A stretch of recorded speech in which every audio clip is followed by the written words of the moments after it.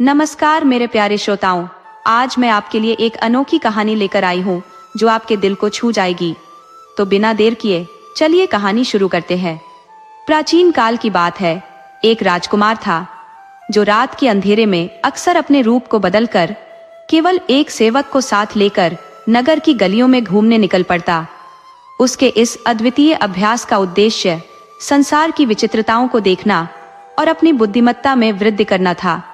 समय बीतता गया और जब उसके पिता वृद्धावस्था को प्राप्त हुए तथा उनका निधन हो गया तो राजकुमार ने राज सिंहासन का दायित्व संभाला। अब उसके साथ वह सेवक नहीं बल्कि उसके मंत्री साथ में रहते थे। एक रात्रि इसी भेष में विचरण करते हुए वह एक अंधेरी गली में पहुंचा। एक मकान के अंदर से स्त्रियों की कुछ बातचीत उसकी कानों में पड़ी, जिससे उसकी जिज्ञासा बढ़ गई।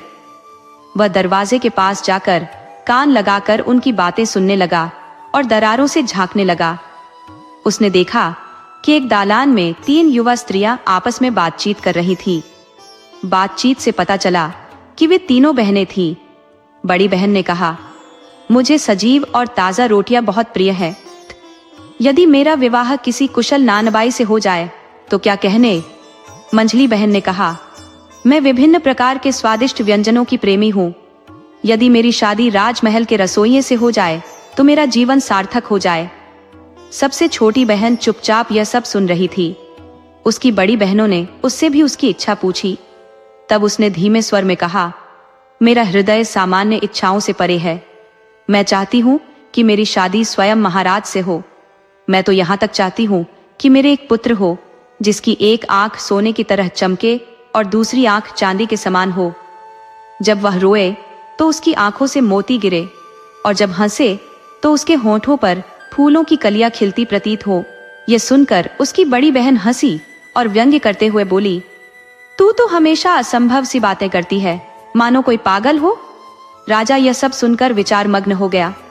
बादशाह उन तीनों बहनों की बातचीत से अत्यंत आश्चर्यचकित हो उठा। उसने अपने मंत्री को आदेश दिया कि उस घर को अच्छे से पहचान ले और अगले दिन सुबह उन तीनों बहनों को दरबार में हाजिर किया जाए। मंत्री ने राजा की आज्ञा का पालन करते हुए तीनों बहनों को दरबार में प्रस्तुत किया। जब बादशाह ने देखा तो पाया कि सबसे छोटी बहन अपनी अन्य बहनों से अधिक सुंदर थी। साथ ही उसके भीतर एक विशिष्ट बुद्धिमत्ता भी झलकती थी। उसे देखकर बादशाह मंत्रमुग्ध हो गया। फिर बादशाह ने उनसे कहा, कल रात जब तुम अपने आंगन में बैठी थी तब तुम लोग किस विषय पर बात कर रही थी? वही बातें मुझे ठीक ठीक बताओ, बिना किसी झूठ के। ध्यान रहे, मैंने स्वयं उन बातों को सुना है।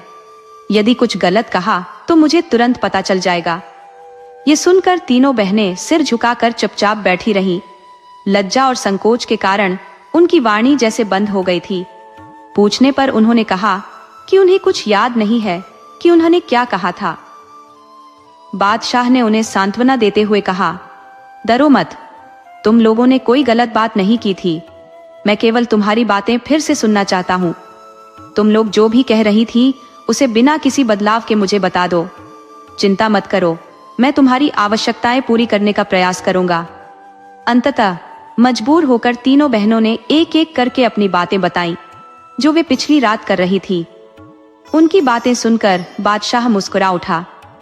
फिर उसने अपने नानबाई और बावर्ची को बुलाया। बड़ी बहन के लिए नानबाई और मछली बहन के लिए बावर्ची का इंतजाम किया और आदेश दिया कि इन दोनों को उत्तम भोजन परोसा जाए। उसने अपने मंत्री को निर्देश दिया कि तत्काल काजी और गवाहों को बुलाकर निकाह की प्रक्रिया संपन्न कराई जाए। साथ ही छोटी के लिए उसने कहा कि उसकी इच्छा थी कि विवाह वह स्वयं करे और यह विवाह पूरी शाही शान और शौकत के साथ होना चाहिए, मानो किसी राजकुमारी का विवाह हो रहा हो। उसके आदेश के बाद विवाह की तैयारियां शुरू कर दी गई। राज दरबार में वह जोशो खरोश के साथ उपस्थित हुआ। छोटी बहन के विवाह की तैयारियां बड़े उत्साह से होने लगी, जबकि मंझली बहन की शादी भी एक रस्म के तहत उसके भाई और बावर्ची के साथ संपन्न हुई। कुछ दिन बाद छोटी का विवाह पूरे धूमधाम के साथ बादशाह के साथ हुआ और उसे शाही जनाने खाने में ले जाया गया। दोनों बहनों के मन में एक खामोश ईर्ष्या उठी। वे मन ही मन सोचा करती कि छोटी ने तो केवल एक बात कही और उसे राजमहल का अधिकार मिल गया, जबकि वे खुद मानो महल की एक साधारण सेविका बनकर रह गई। एक दिन बड़ी ने मंजली से कहा, यह छोटी आखिर कौन सी अनोखी है जो उसे बादशाह ने मल्लिका बना लिया? मंजली ने भी अपनी व्यथा प्रकट की। बुरा तो मुझे भी लग रहा है, आखिर बादशाह ने उसमें ऐसा क्या देखा? वे आपस में चर्चा करती, कहते कि कहीं ऐसा तो नहीं कि बादशाह ने कोई भ्रम पाल लिया हो। दोनों ने सलाह की कि छोटी को किसी भी प्रकार से बादशाह की नजरों में गिरा देना चाहिए ताकि उनके मन को थोड़ी शांति मिल सके, लेकिन वे फिर भी इस योजना को लेकर अनिश्चित बनी रही।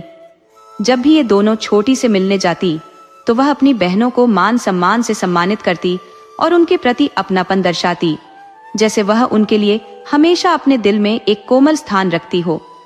फिर दोनों ने गहराई से विचार किया कि सिर्फ छलांग लगाने और एक दूसरे को ढांढस बंधाने से काम नहीं चलेगा। किसी तरह उसे हटाया जाए या बादशाह की नजरों में उसकी प्रतिष्ठा को गिरा दिया जाए, तभी शायद उन्हें संतोष मिले। फिर भी उनकी समझ में यह स्पष्ट नहीं हो पा रहा था कि इसके लिए कौन सा उपाय प्रभावी हो सकता है, लेकिन यह सही राह नहीं थी। जब भी वे दोनों अपनी छोटी बहन से मिलने जाती, वह उनकी स्थिति का सम्मान करते हुए हर बार स्नेह से उनका स्वागत करती और बहनों की गरिमा बनाए रखती। उसने कभी भी ऐसा नहीं होने दिया कि उन्हें छोटा महसूस हो। वह दोनों बहनों से अपार स्नेह करती थी। सभी जानते थे कि वे दोनों नौकरों की पत्नियां हैं और उसकी बहन रानी है। साथ ही बादशाह भी इस तथ्य से अवगत था। आखिर क्यों कोई अपने सेवकों की पत्नियों को अपनत्व के साथ मिलना चाहेगा? महीनों बाद रानी को गर्भवती होने का आभास हुआ। यह सुनकर बादशाह की प्रसन्नता का ठिकाना न रहा। अब दोनों बहनों ने अपनी छोटी बहन से कहा कि उन्हें यह जानकर बहुत हर्ष हुआ है कि वह मातृत्व की राह पर है और वे चाहती हैं कि उसकी प्रसूति के समय से लेकर 40 दिन तक उसकी देखभाल वे दोनों करें। मल्लिका ने कहा, इससे बढ़कर और क्या हो सकता है? तुम दोनों तो मेरी ममता की प्रतिमूर्ति बहनें हो, तुमसे अधिक भला मेरी देखभाल कौन करेगा? उसने उन्हें सुझाव दिया कि वे अपने पतियों से आवेदन करवा दें ताकि बादशाह इस प्रस्ताव को स्वीकृति दे सके। उन्होंने अपने पतियों के माध्यम से बादशाह से आवेदन प्रस्तुत किया और बादशाह ने अपनी मल्लिका से सलाह ली। मल्लिका ने खुशी खुशी सहमति दे दी, क्योंकि वह पहले ही उनके दिल की भावना समझ चुकी थी। बादशाह ने अंततः ये कहा, मेरे विचार में यही सबसे उपयुक्त निर्णय होगा। तुम्हारी बहनें किसी भी अनजान से कहीं अधिक भरोसेमंद हैं। वे तुम्हारी देखभाल निष्ठापूर्वक करेंगी।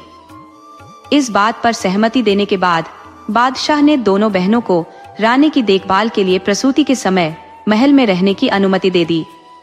अब वे दोनों महल में रहने लगी और उन्हें अपनी दुष्ट योजनाओं को अंजाम देने का पूर्ण अवसर मिल गया। जब रानी का प्रसव का समय आया तो दोनों बहनों ने चालाकी से सभी दासियों को वहां से हटा दिया। रानी ने एक अत्यंत सुंदर पुत्र को जन्म दिया, परंतु उन दोनों बहनों की ईर्ष्या और अधिक बढ़ गई। उन्होंने चुपके से उस नवजात को महल से बाहर भेज दिया और उसकी जगह एक मृत पिल्ला रख दिया। बच्चे को एक कंबल में लपेटकर एक पिटारी में बंदकर वे उसे नहर में बहा आई और महल में लौटकर दासियों को दिखाया कि रानी ने एक मरा हुआ पिल्ला जन्मा है। जब यह बात बादशाह के कानों तक पहुंची तो उसका क्रोध भड़क उठा। वह कहने लगा, ऐसी रानी का क्या किया जाए जिसने मरा हुआ पिल्ला जना है? इसे तो मरवा देना ही उचित होगा। संयोग से उस समय मंत्री भी वहां उपस्थित था। उसने समझा बुझाकर बादशाह को शांत किया और रानी के प्रति क्रोध को नियंत्रित किया। वहीं दूसरी ओर जिस नहर में टोकरी बहाई गई थी वह बाघों के दरोगा के अधिकार क्षेत्र में थी। दरोगा ने टोकरी को बहते हुए देखा और उसे बाहर निकलवाने के लिए अपने एक माली से कहा। क्योंकि नहर में अनचाही वस्तुएं नहीं आनी चाहिए थी, टोकरी के अंदर एक अत्यंत सुंदर बालक को देखकर दरोगा आश्चर्यचकित रह गया। उसने अधिक सोच विचार न करते हुए उसे अपने पास रख लिया, क्योंकि उसकी अपनी कोई संतान नहीं थी। दरोगा और उसकी पत्नी ने बच्चे को भगवान की देन मानते हुए उसे अपना लिया और उसकी परवरिश करने लगे। अगले वर्ष रानी ने पुनः एक और पुत्र को जन्म दिया। इस बार भी उन दोनों बहनों ने वैसा ही षड्यंत्र रचा और बच्चे को बाहर ले जाकर नहर में बहा दिया। रानी के बिस्तर पर एक मरी हुई बिल्ली रख दी। महल में फिर से मातम छा गया और बादशाह का क्रोध फिर से आसमान पर पहुंच गया। उसने रानी को मौत की सजा सुनाने की बात दोहराई, परंतु मंत्री ने एक बार फिर से उसे रोक लिया। रानी अब पहले से भी अधिक अपमानित और पीड़ा में रहने लगी। उधर टोकरी में बहाए गए दूसरे बच्चे को भी दरोगा ने निकाल लिया और उसे भी अपने घर में पालना शुरू कर दिया। कुछ समय बाद रानी फिर से गर्भवती हुई। बादशाह को उम्मीद थी कि इस बार संतान ठीक ठाक होगी, परंतु दोनों दुष्ट बहनें अभी भी रानी के साथ थी और उनके मन में अब भी वही क्रूरता विद्यमान थी। इस बार रानी ने एक पुत्री को जन्म दिया, परंतु बहनों ने उसे भी नहर में बहा दिया। संयोगवश यह टोकरी भी दरोगा के हाथ लगी और उसने उसे भी ईश्वर की देन मानकर अपना लिया। इस बार बादशाह का क्रोध और बढ़ गया। उसने घोषणा की कि ऐसी रानी का होना उसे समाज में बदनाम करेगा और उसे अवश्य मृत्यु दंड दिया जाना चाहिए। मंत्री ने उसके चरणों में गिरकर विनती की, हे राजन, न्याय अन्याय का विचार करें। रानी का इसमें कोई दोष नहीं है। यदि आप बदनामी से डरते हैं तो इसे छोड़ दे और रानी से दूरी बना ले। बादशाह मीका ने कहा, तुम्हारी बात मानते हुए मैं उसे जान से नहीं मारूंगा, पर ऐसी सजा दूंगा जो मृत्यु से भी अधिक पीड़ादायक होगी। इस बार उसकी सजा के बारे में कोई बहस नहीं होगी। फिर बादशाह ने महल के शिल्पकार को बुलाया और आदेश दिया कि जामा मस्जिद के ठीक सामने एक कैद खाना तैयार किया जाए, जिसका द्वार हमेशा खुला रहे। मल्लिका को एक लकड़ी के पिंजरे में कैद किया जाए और उसके बाहर एक शाही आदेश लगाया जाए कि जो भी मस्जिद में नमाज के लिए आए वह पहले मल्लिका के मुख पर थूक कर जाए। जो ऐसा न करे उसे भी मल्लिका के समान ही दंडित किया जाएगा। मंत्री ने यह सुना और मौन रह गया, परंतु वह सोचने लगा कि यह सजा वास्तव में मल्लिका की बजाय उसकी बहनों के योग्य थी। बादशाह के आदेश के अनुसार कैद खाना और पिंजरा तैयार किया गया और मल्लिका को उसमें कैद कर दिया गया।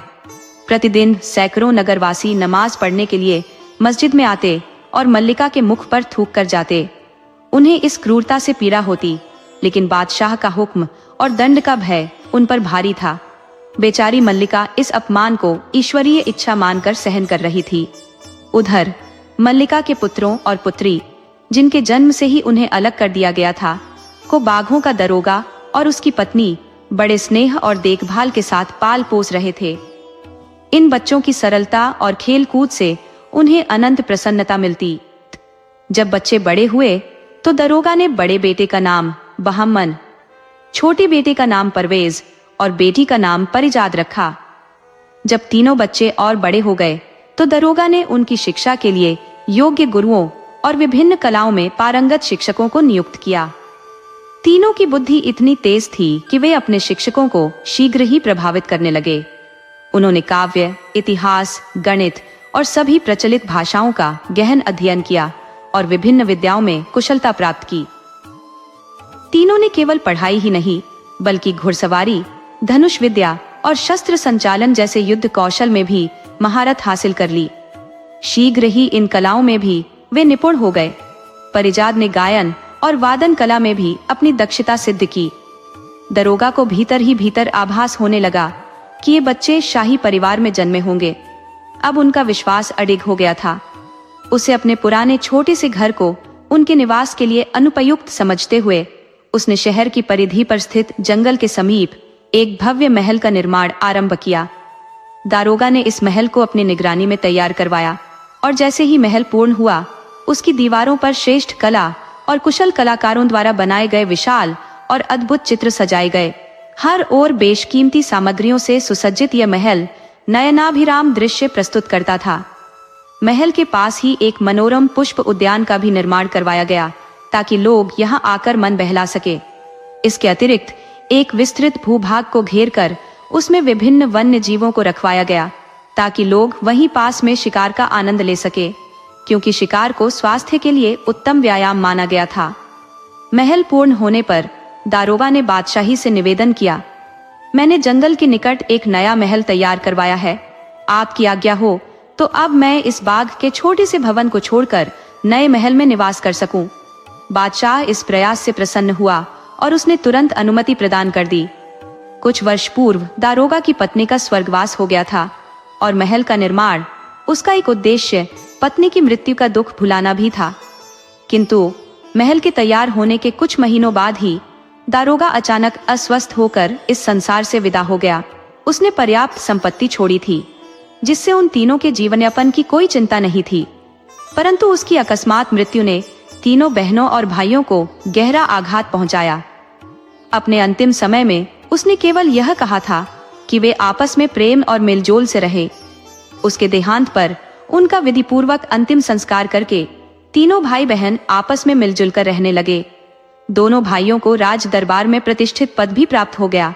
फिर भी उनकी बादशाह से भेंट दुर्लभ ही हो पाती थी।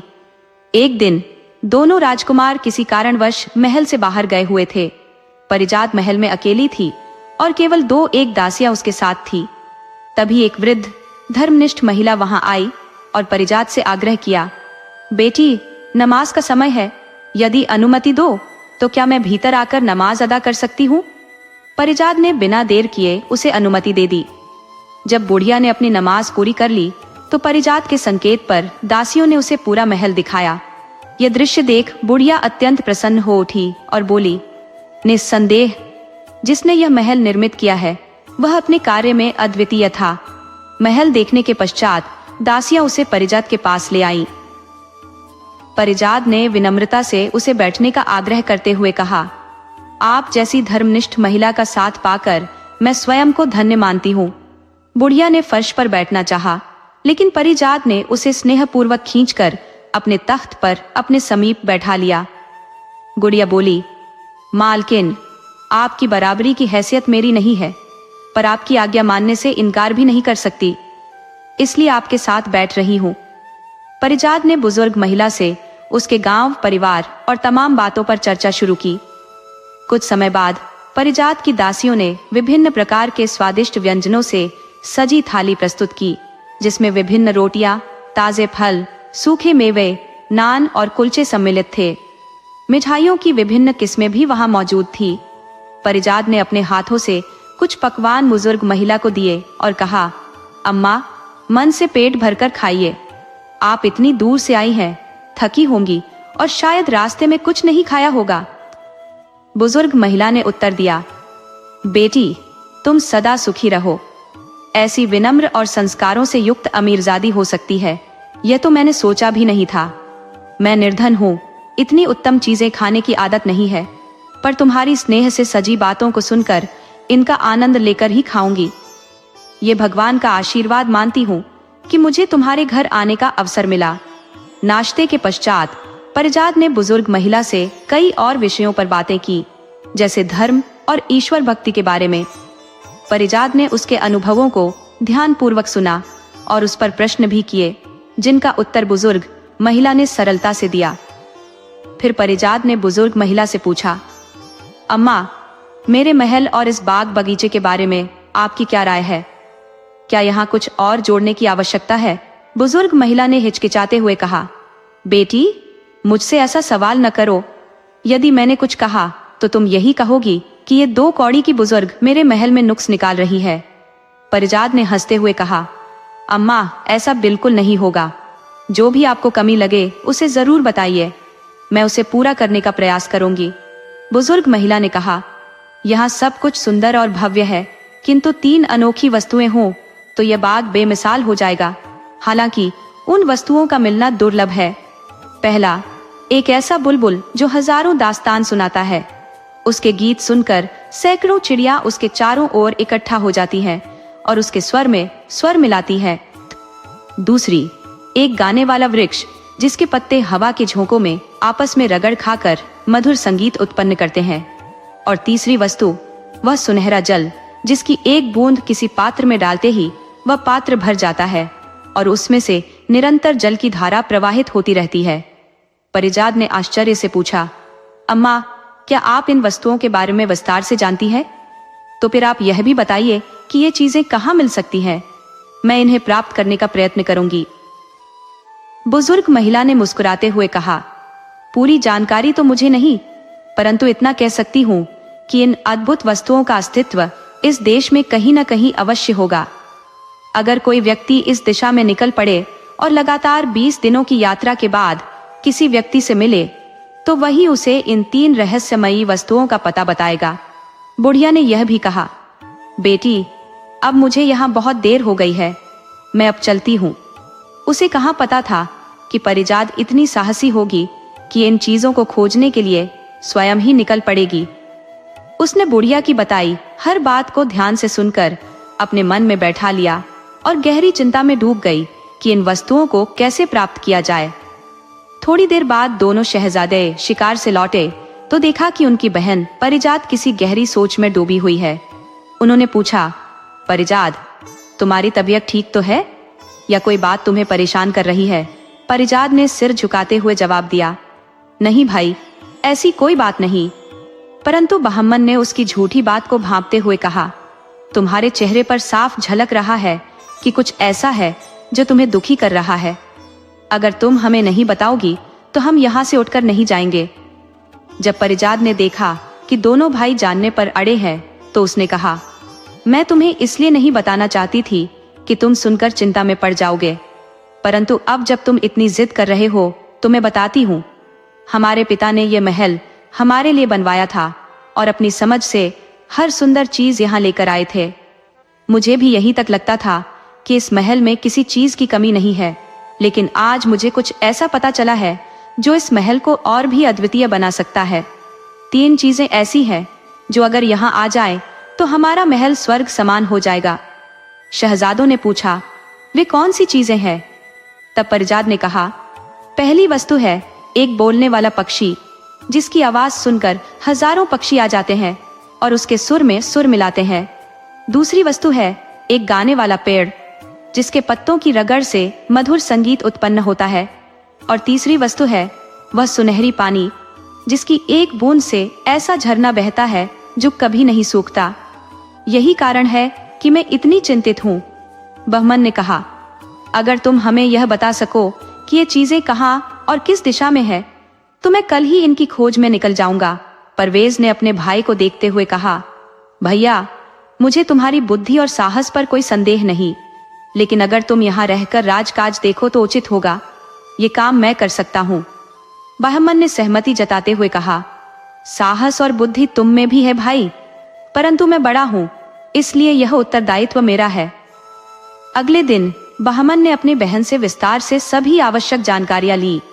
अपनी तलवारों और कवचों के साथ घोड़े पर सवार होकर अज्ञात यात्रा पर निकल पड़ा। परिजात का दिल पसीज गया और वो भावुक होकर रो पड़ी।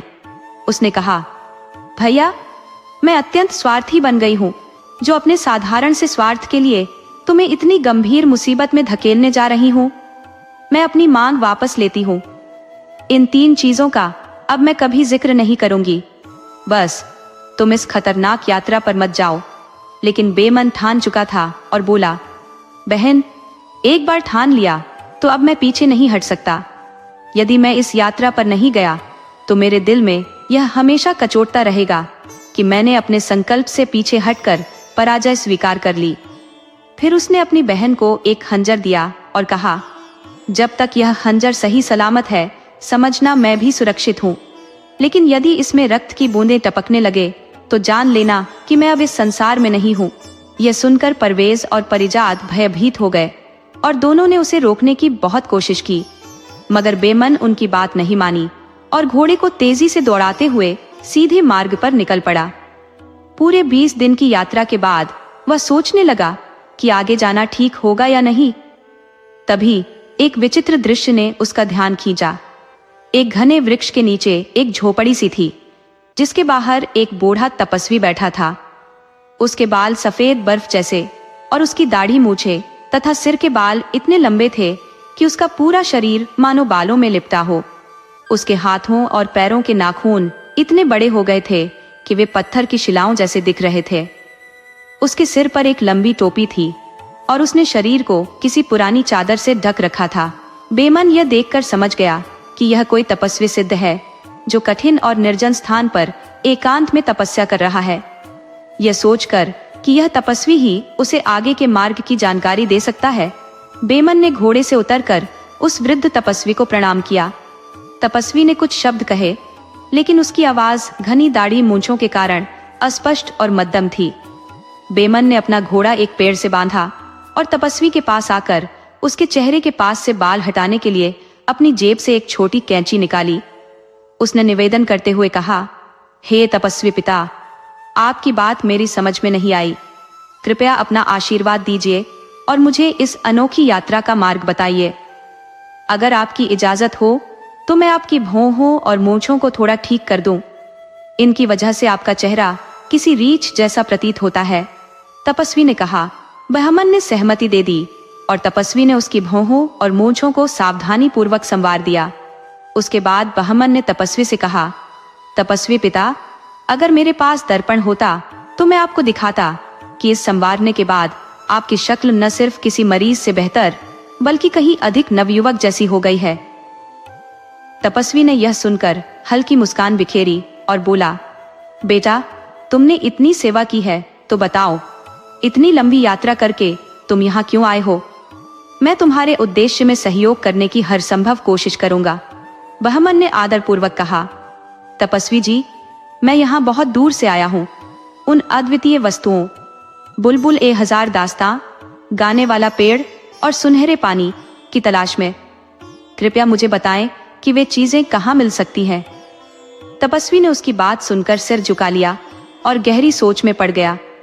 कुछ देर बाद भी जब तपस्वी मौन ही रहा तो बहमन ने कहा, तपस्वी पिता, आपने चुप्पी क्यों साध ली? अगर आपको इनके बारे में कुछ मालूम नहीं तो कह दीजिए, मैं किसी और से पूछ लूंगा। तपस्वी ने गंभीर स्वर में उत्तर दिया, मुझे उनके बारे में पता है पुत्र, पर मैं तुम्हें यह जानकारी नहीं देना चाहता क्योंकि तुम्हारी सेवा के बदले तुम्हें संकट में नहीं डालना चाहता। बहमन ने दृढ़ता से कहा, यह कैसी बात हुई? मुझे अपने कार्य में पूरा यकीन है, चाहे जितनी भी कठिनाई क्यों ना आए। तपस्वी ने चेतावनी देते हुए कहा, जहां ये वस्तुएं हैं वहां तक पहुंचने का मार्ग अत्यंत दुर्गम है। बहुत से साहसी लोग वहां जाने की राह पूछकर निकल चुके हैं, परंतु कोई भी वापस नहीं आया। इसलिए मैं तुम्हें सलाह देता हूं कि वापस लौट जाओ। बहमन ने अपनी जिद में कहा, मैं इतनी दूर हार मानने के लिए नहीं आया हूं। मैं इस उद्देश्य को लेकर यहाँ आया हूं और इसे पूरा करके ही लौटूंगा, चाहे मेरी जान ही क्यों न चली जाए। मेरे साहस पर भरोसा रखिए, मुझे केवल रास्ता दिखा दीजिए, आगे की जिम्मेदारी मेरी होगी। तपस्वी ने उसे कई बार समझाने का प्रयास किया, लेकिन जब देखा कि बहमन किसी भी तरह अपनी जिद छोड़ने को तैयार नहीं है तो उसने गहरी सांस ली और आखिरकार उसे दिशा निर्देश देने का मन बना लिया। सन्यासी ने गहरी सांस लेते हुए कहा, तुम्हारी हट को देखकर मैं समझ गया हूं कि यह निर्णय टलने वाला नहीं। उसने झोले से एक गेंद निकाली और कहा, तुम्हें जीवन का मलाल है, फिर भी तुमने यदि यह जिद ठान ली है तो आगे का रास्ता तुम खुद ही तय करो। ये गेंद लो और घोड़े पर सवार होकर इसे भूमि पर छोड़ दो। ये स्वतः लुढ़कने लगेगी, तुम इसके पीछे पीछे चलते रहना। जब तक यह लुढ़कती जाए तुम उसके पीछे चलते जाना। ये पहाड़ की तलहटी पर जाकर रुक जाएगी। वहां पहुंचने पर तुम घोड़े से उतरना, उसकी लगाम ढीली कर उसकी गर्दन पर डाल देना ताकि वह वहीं रुका रहे। फिर पहाड़ पर चढ़ाई करना। तुम्हें वहां चारों ओर काले पत्थर बिखरे मिलेंगे, लेकिन उन पत्थरों की ओर देखना मत और तुम्हारे पीछे से गूंजती हुई गालियां और धमकियां सुनाई देंगी, उन्हें भी नजरअंदाज कर देना। अगर एक बार भी डर कर तुमने पीछे मुड़कर देखा तो तुम और तुम्हारा घोड़ा दोनों काले पत्थर बन जाओगे। उन पत्थरों में से कई तो वे लोग हैं जो इन्हीं 3 वस्तुओं की खोज में निकले थे, लेकिन पीछे मुड़कर देखने के कारण पत्थर बन गए। यदि तुम चोटी पर पहुंच गए तो तुम्हें एक वृक्ष पर टंगा हुआ पिंजरा मिलेगा जिसमें गाने वाली चिड़िया होगी। उस चिड़िया से भी डरना मत और उससे गाने वाले वृक्ष और सुनहरी पानी का पता पूछना। वह तुम्हें बताएगी कि ये चीजें कहाँ मिलेंगी। यदि इन सब वस्तुओं को पाने में सफल हो गए तो तुम्हारी राह में कोई और विपत्ति नहीं आएगी। सन्यासी ने गहरी चिंता के स्वर में कहा, हालांकि यह सब बताने के बाद भी मेरी सलाह है कि तुम लौट जाओ। मुझे साफ दिख रहा है कि तुम भी शायद अंत में एक काले पत्थर में बदल जाओगे। लेकिन शहजादे ने आत्मविश्वास से कहा, जो भी होना है सन्यासी महाराज, वह होकर ही रहेगा। पीछे मुड़ना अब मेरे लिए संभव नहीं है। यह कहकर उसने घोड़े पर सवार होकर सन्यासी से विदा ली और सन्यासी की दी हुई गेंद भूमि पर गिरा दी। गेंद लुढ़कती हुई आगे बढ़ने लगी। लंबी दूरी तय करने के बाद वह पहाड़ की तलहटी में जा ठहरी। शहजादे ने घोड़े से उतरकर उसकी लगाम ढीली की और उसे वहीं रोक दिया। फिर उसने संकीर्ण मार्ग से पहाड़ पर चढ़ाई शुरू की। कुछ ही दूरी तय करने के बाद उसे बड़े बड़े काले पत्थर दिखने लगे, लेकिन उसने उन्हें अनदेखा किया और अपनी यात्रा जारी रखी। जैसे ही वह कुछ कदम और आगे बढ़ा, उसके पीछे से डरावनी और खौफनाक आवाजें आने लगी। कोई चीख रहा था, कौन मूर्ख आगे बढ़ रहा है, इसे तुरंत पकड़ो। कोई गरजते हुए कह रहा था, ये बड़ा ही शातिर है, इसे पकड़कर जान से मार डालो। कभी कोई हल्की आवाज उसे चेतावनी देती, इसने बोलने वाली चिड़िया को चुराने का इरादा किया है, इसे रोक लो। कभी ऐसा लगता कोई कह रहा हो, छुपने की जगह भी खोजेगा, पर यह तो रास्ते में कहीं गड्ढे में गिरकर मर जाएगा।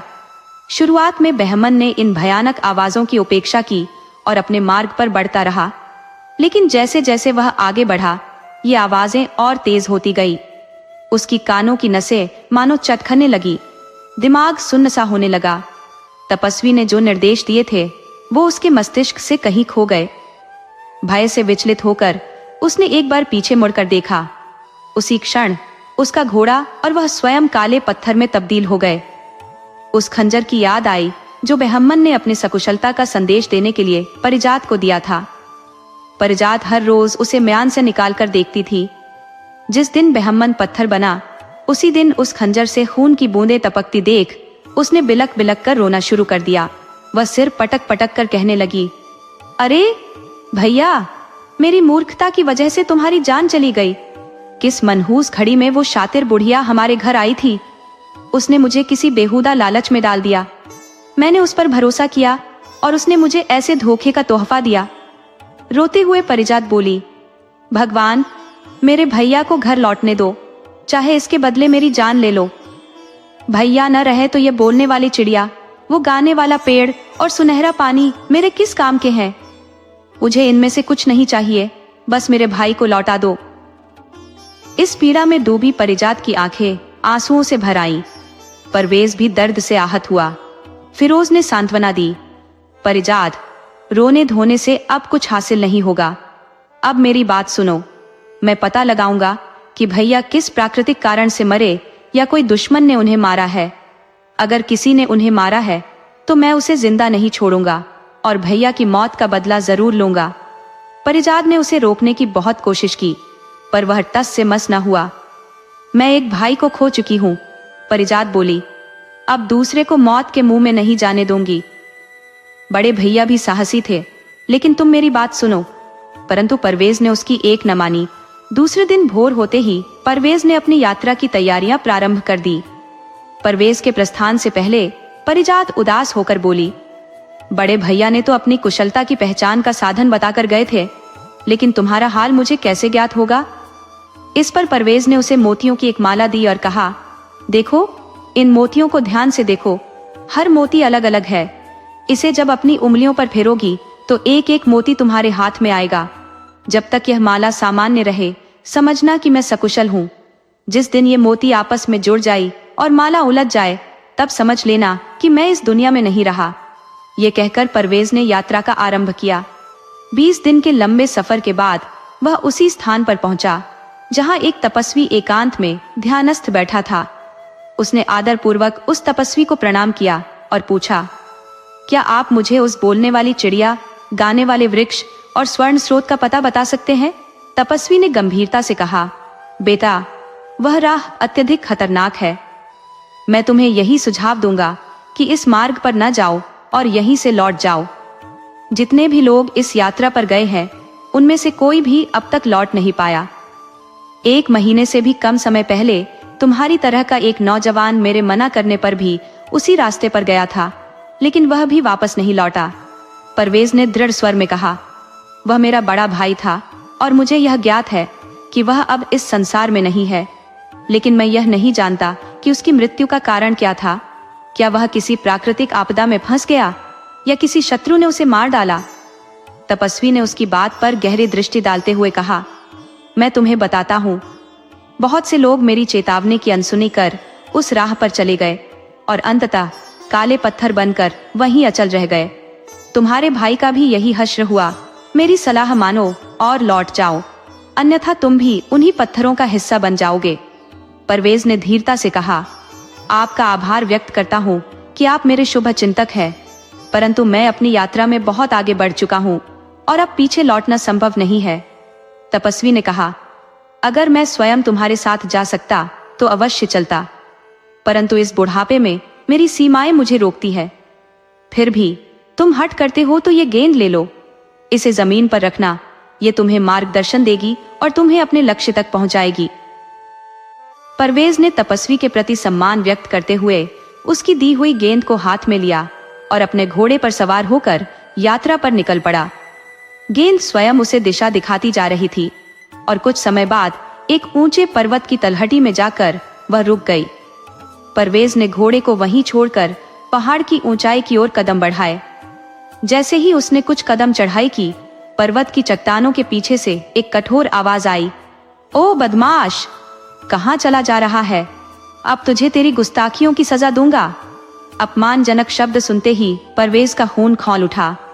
उसने तपस्वी की चेतावनियों को भूलकर तुरंत अपनी तलवार खींच ली और पलटकर देखने लगा ताकि उस अपमान करने वाले को सबक सिखा सके।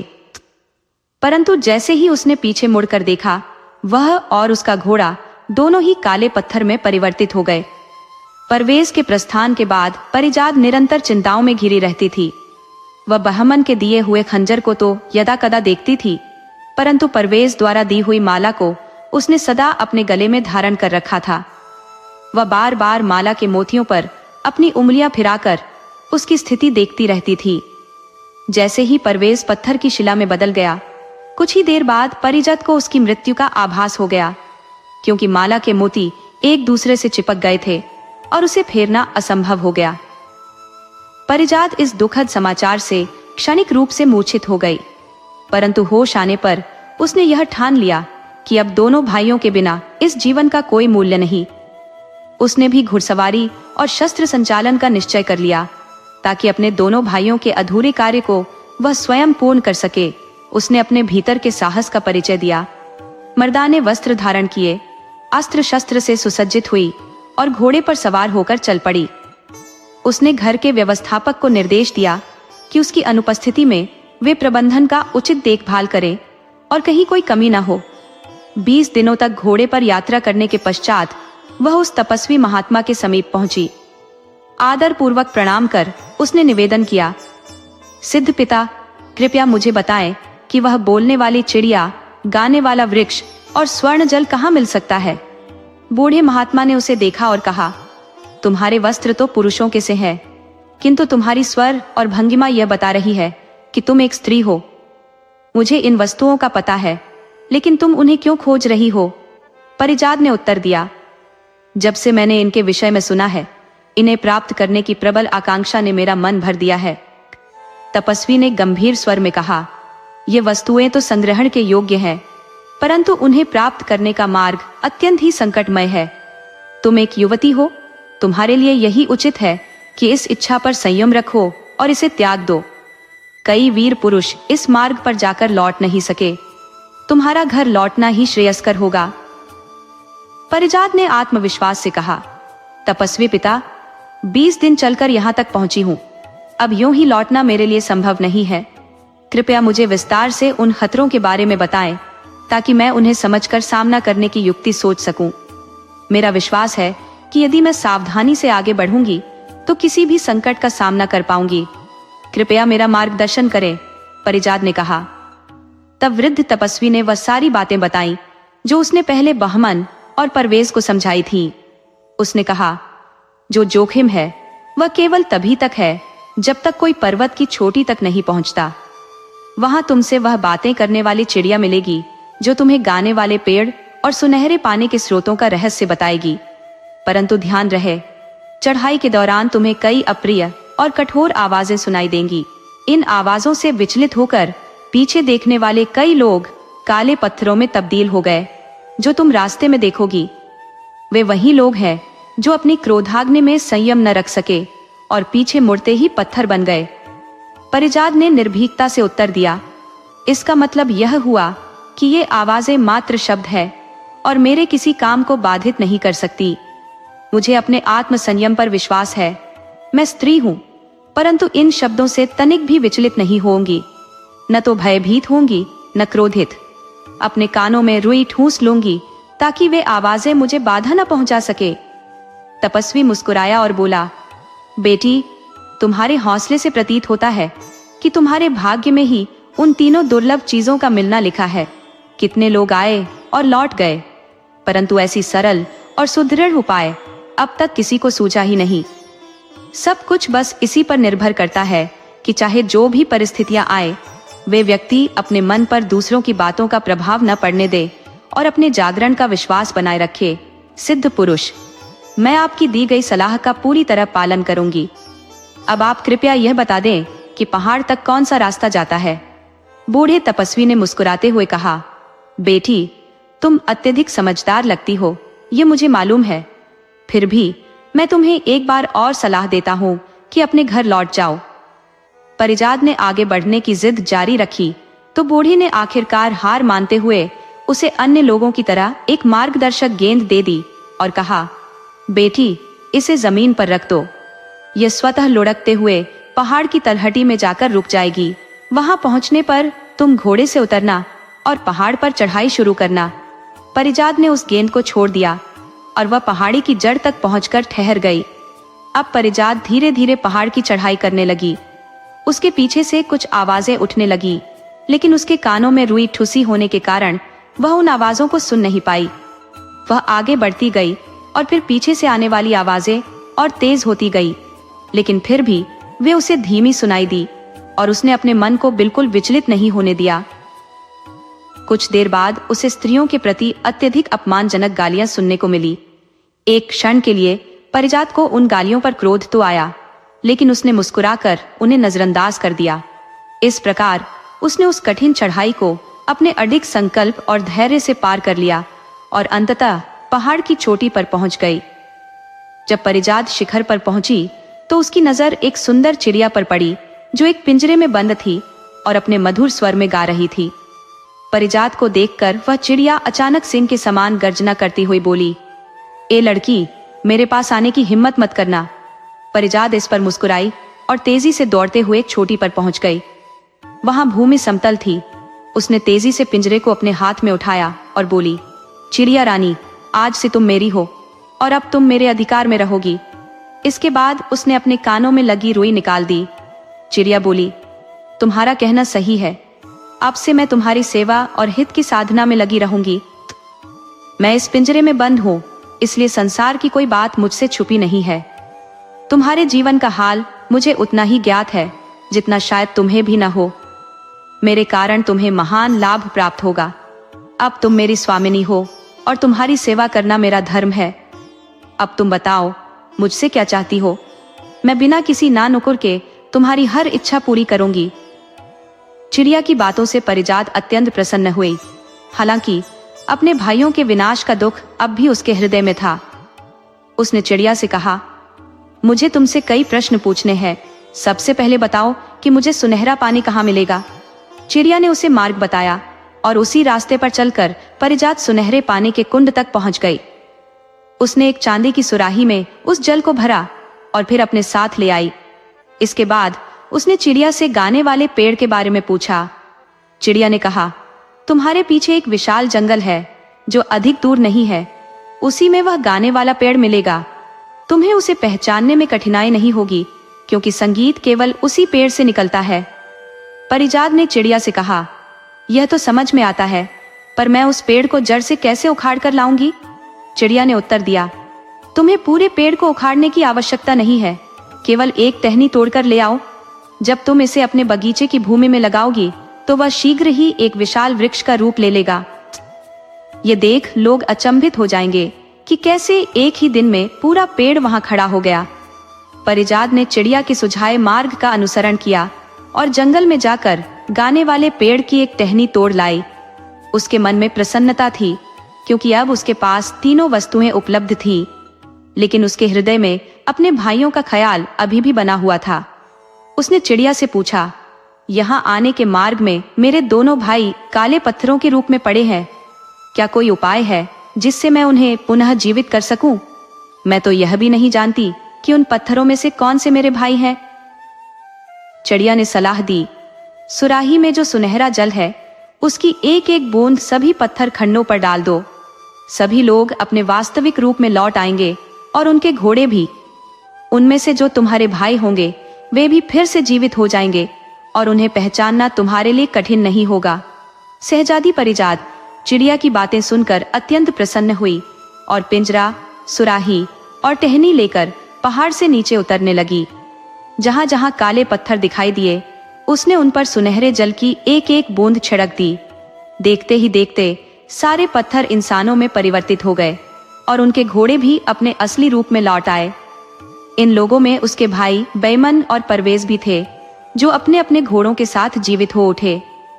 परिजात ने दोनों भाइयों को पहचान कर उनके गले लगकर रोते हुए कहा, तुम्हें मालूम है तुम्हारी क्या हालत थी?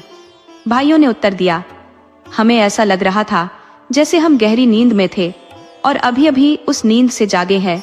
परिजात ने पूछा, क्या तुम्हें कुछ याद है? तुम दोनों मेरे लिए बोलने वाली चिड़िया, गाने वाला वृक्ष और सुनहरा जल लाने आए थे, पर यहाँ आकर न केवल मेरी सुध बिसरा दी बल्कि सोने के मोह में पड़ गए। उसके शब्दों पर दोनों भाई हैरान होकर उसे देखने लगे। परिजात ने कहा, तुम लोग केवल सो नहीं रहे थे बल्कि यहाँ काले पत्थर की चट्टान बनकर पड़े थे। तुमने आते समय बहुत सी ऐसी काली चट्टानें देखी होंगी जो अब यहाँ नहीं है। जो भी लोग यहाँ पुनः सजीव हुए हैं वे सभी वही पत्थर बने लोग हैं। तुम्हें यह अचरज हो सकता है कि यह सब कैसे संभव हुआ। जब मैंने चिड़िया, पानी और वृक्ष की टहनी प्राप्त कर ली तो भी तुम्हारे बिना मुझे खलिश हो रही थी। मैंने चिड़िया से सलाह ली तो उसने सुझाव दिया कि सुनहरे जल की एक एक बूंद चट्टानों पर डाल दूं, जिससे वे पुनर्जीवित हो जाएं। मैंने ऐसा ही किया है, उसने बताया। ये सुनकर बहमन और परवेज आनंदित होकर बोले, तुम्हारा अनुग्रह हम पर अमिट रहेगा। अन्य सभी लोग भी बोले, तुमने हमें जीवन का उपहार दिया है। हम तुम्हारे प्रति सदा कृतज्ञ रहेंगे और तुम्हारी आज्ञा का पालन करेंगे। परिजात ने नम्रता से कहा, मैंने तुम सब पर कोई उपकार नहीं किया है। मैं तो अपने भाइयों को वापस पाना चाहती थी और इसी प्रयास में तुम्हें भी नया जीवन मिला। ये मेरे लिए प्रसन्नता की बात है। फिर वह अपने घोड़े पर चढ़ने लगी। तब बहमन ने कहा कि वह पिंजरा और अन्य वस्तुएं अपने घोड़े पर रख ले ताकि परिजात का भार हल्का हो। पर परिजात बोली, चिड़िया की स्वामिनी तो मैं हूं, वह मेरे साथ ही रहेगी। हाँ, तुम चाहो तो एक टहनी और दूसरी सुराही रख सकते हो। इस प्रकार बहमन ने टहनी और परवेज ने सुनहरे जल की सुराही रख ली। फिर अन्य लोग भी अपने अपने घोड़ों पर सवार हुए और सभी यात्रा के लिए तैयार हो गए, क्योंकि कुछ दूर तक उनका मार्ग एक ही था। परिजात ने कहा, तुम में से जो सबसे योग्य हो वह इस समूह का नेतृत्व करे और सबसे आगे चले। सभी लोगों ने एक स्वर में उत्तर दिया, हे सुंदरी, हमसे श्रेष्ठ कौन हो सकता है? तुम ही तो हमारी जीवनदाता हो, तुम ही हमें राह दिखाओ। परिजात ने शालीनता से जवाब दिया, मेरा स्थान सबसे छोटों में है और मुझे किसी भी तरह इस दल की नेता बनने का हक नहीं है। परंतु यदि तुम सबका आग्रह है तो मैं कृतज्ञता पूर्वक इस मार्गदर्शन का सम्मान स्वीकार करती हूँ। इसके बाद दल आगे बढ़ चला। सब उस सिद्ध व्यक्ति के दर्शन करना चाहते थे जिसने उन्हें इस खोज की राह बताई थी, पर जब वे उसकी कुटिया पर पहुंचे तो वहां उसका कोई निशान नहीं था। न जाने वह किसी अनजानी दिशा में विलीन हो चुका था या उसका अस्तित्व मात्र 3 अद्भुत वस्तुओं की प्राप्ति तक सीमित था। सभी के मन में इस बात का दुख था कि वे अंतिम बार उसे धन्यवाद तक न कह सके। सफर में जहां भी मार्ग अलग होता वहां लोग परिजात के प्रति कृतज्ञता प्रकट कर विदा लेते। अंततः तीनों भाई बहन खुशी खुशी अपने घर पहुंचे। परिजात ने बाग की दीवार के पास वाले हिस्से में बोलने वाली चिड़िया का पिंजरा लटका दिया। शीघ्र ही विभिन्न प्रकार के पक्षी वहां इकट्ठा हो गए और उसके स्वर में स्वर मिलाकर चहचहाने लगे। थोड़ी दूरी पर उसने गाने वाले वृक्ष की टहनी भी भूमि में लगा दी, जो कुछ ही क्षणों में विशाल वृक्ष में परिवर्तित हो गई। हवा के हल्के झोंकों से वृक्ष की पत्तियों से संगीत की धुनें गूंजने लगी, जैसे मूल वृक्ष से उठती थी। फिर परिजात ने कारीगरों को बुलाकर संगमरमर का एक तालाब बनवाया। उसमें पानी धीरे धीरे भरता गया और एक ऊंचा फव्वारा उसमें से निकलने लगा। फव्वारे का पानी तालाब में गिरता रहता, जिससे पानी की मात्रा कभी कम नहीं होती थी और बाहर भी नहीं बहता था। कुछ ही दिनों में इस अद्वितीय बाघ की चर्चा पूरे शहर में फैल गई और लोग परिजात के बाघ का तमाशा देखने आने लगे। परिजात ने शहर के नागरिकों के लिए बाघ में प्रवेश पर कोई प्रतिबंध नहीं लगाया, जिससे उसकी और उसके भाइयों की लोकप्रियता नगर में बढ़ने लगी। कुछ दिनों के आराम के बाद बहमन और परवेज ने अपने पुराने शौक मृगया का आनंद लेना शुरू किया। वे अपने निवास स्थान के बाहर जंगल में शिकार के लिए जाने लगे। एक दिन जब वे शहर से लगभग 1 कोस दूर स्थित एक घने जंगल में शिकार का आनंद ले रहे थे, उसी समय संयोगवश बादशाह भी वहां शिकार खेलने आया हुआ था। दोनों भाइयों ने सोचा कि शाही सैनिकों की नजरों से बचकर बाहर निकल जाएं, क्योंकि यह जंगल शाही शिकार क्षेत्र था, पर वे इस कोशिश में असफल रहे। जल्द ही वे ऐसे रास्ते पर आ गए जहां से बादशाह का काफिला गुजरने वाला था। स्थिति को भांपकर उन्होंने बगल के किसी मार्ग से बच निकलने का प्रयास किया, परंतु वह भी मुमकिन न हो सका और वे बादशाह के समक्ष आ पहुंचे। विवश होकर उन्होंने घोड़ों से उतरकर बादशाह को आदरपूर्वक सलाम किया। पहले तो बादशाह ने उन्हें अपने सामंतों में से ही समझा, परंतु ठहर कर देखने पर वह अचरज में पड़ गया। उसने उन्हें उठने का संकेत दिया और दोनों भाई सिर झुकाए खड़े हो गए। बादशाह उनके चेहरे पर एक ठहराव से देखता रहा, फिर उसने उनके नाम और निवास का पता पूछा। बहमन ने हाथ जोड़कर निवेदन किया, हुजूर, हम आपके दिवंगत बाघों के दरोगा के पुत्र हैं। हमारे पिता अब नहीं रहे। हम उसी महल में रहते हैं जो उन्होंने आपकी अनुमति से बनवाया था। हमारे पिता हमें बेहतर वातावरण में रखकर आपका सेवक बनाने की इच्छा रखते थे। बादशाह ने कहा, यह तो उचित है, लेकिन प्रतीत होता है कि तुम यहाँ शिकार का आनंद ले रहे थे। क्या तुम्हें ज्ञात नहीं कि यह शाही शिकार क्षेत्र है और यहाँ कोई और शिकार नहीं कर सकता? बहमन ने विनम्रता से कहा, हमारे पिता का असमय निधन हो गया, जिससे हमारा मार्गदर्शन करने वाला कोई नहीं रहा। इसी कारण से हमारा ज्ञान अधूरा है और हमसे भी अन्य युवाओं की भांति भूल हो जाती है। बादशाह उनकी इस बुद्धिमत्ता पर मुस्कुरा उठा और पूछा, अच्छा, शिकार खेलना आता भी है? दोनों ने जवाब दिया, आप हमें अवसर दें, फिर स्वयं देखें कि हम किस कदर शिकार खेल सकते हैं। बादशाह ने आज्ञा दी तो वे जंगल में गए। बहमन ने एक शेर को मार गिराया, जबकि परवेज ने एक रीछ को परास्त किया और दोनों को बादशाह के समक्ष प्रस्तुत किया। बादशाह ने उनकी दक्षता देखकर उन्हें पुनः घने जंगल में जाने का निर्देश दिया। इस बार बहमन ने एक रीछ और परवेज ने एक शेर का शिकार किया। बादशाह मुस्कुराते हुए बोला, बस करो, क्या आज ही सारा जंगल खाली कर डालोगे? मैं तो सिर्फ यह देखना चाहता था कि तुम में कितना साहस और शौर्य है। बादशाह उनके सुसंस्कृत व्यवहार, शारीरिक सौंदर्य और वीरता से अत्यंत प्रभावित हुआ। बादशाह उनसे दूरी बनाना नहीं चाहता था। उसने आग्रहपूर्वक कहा, मैं चाहता हूं कि तुम दोनों मेरे महल चलो और साथ भोजन करो। बहमन ने विनम्रता से उत्तर दिया, महाराज, इस समय आपके साथ आना संभव नहीं है, इसके लिए क्षमा चाहते हैं। बादशाह ने आश्चर्य से पूछा, क्यों?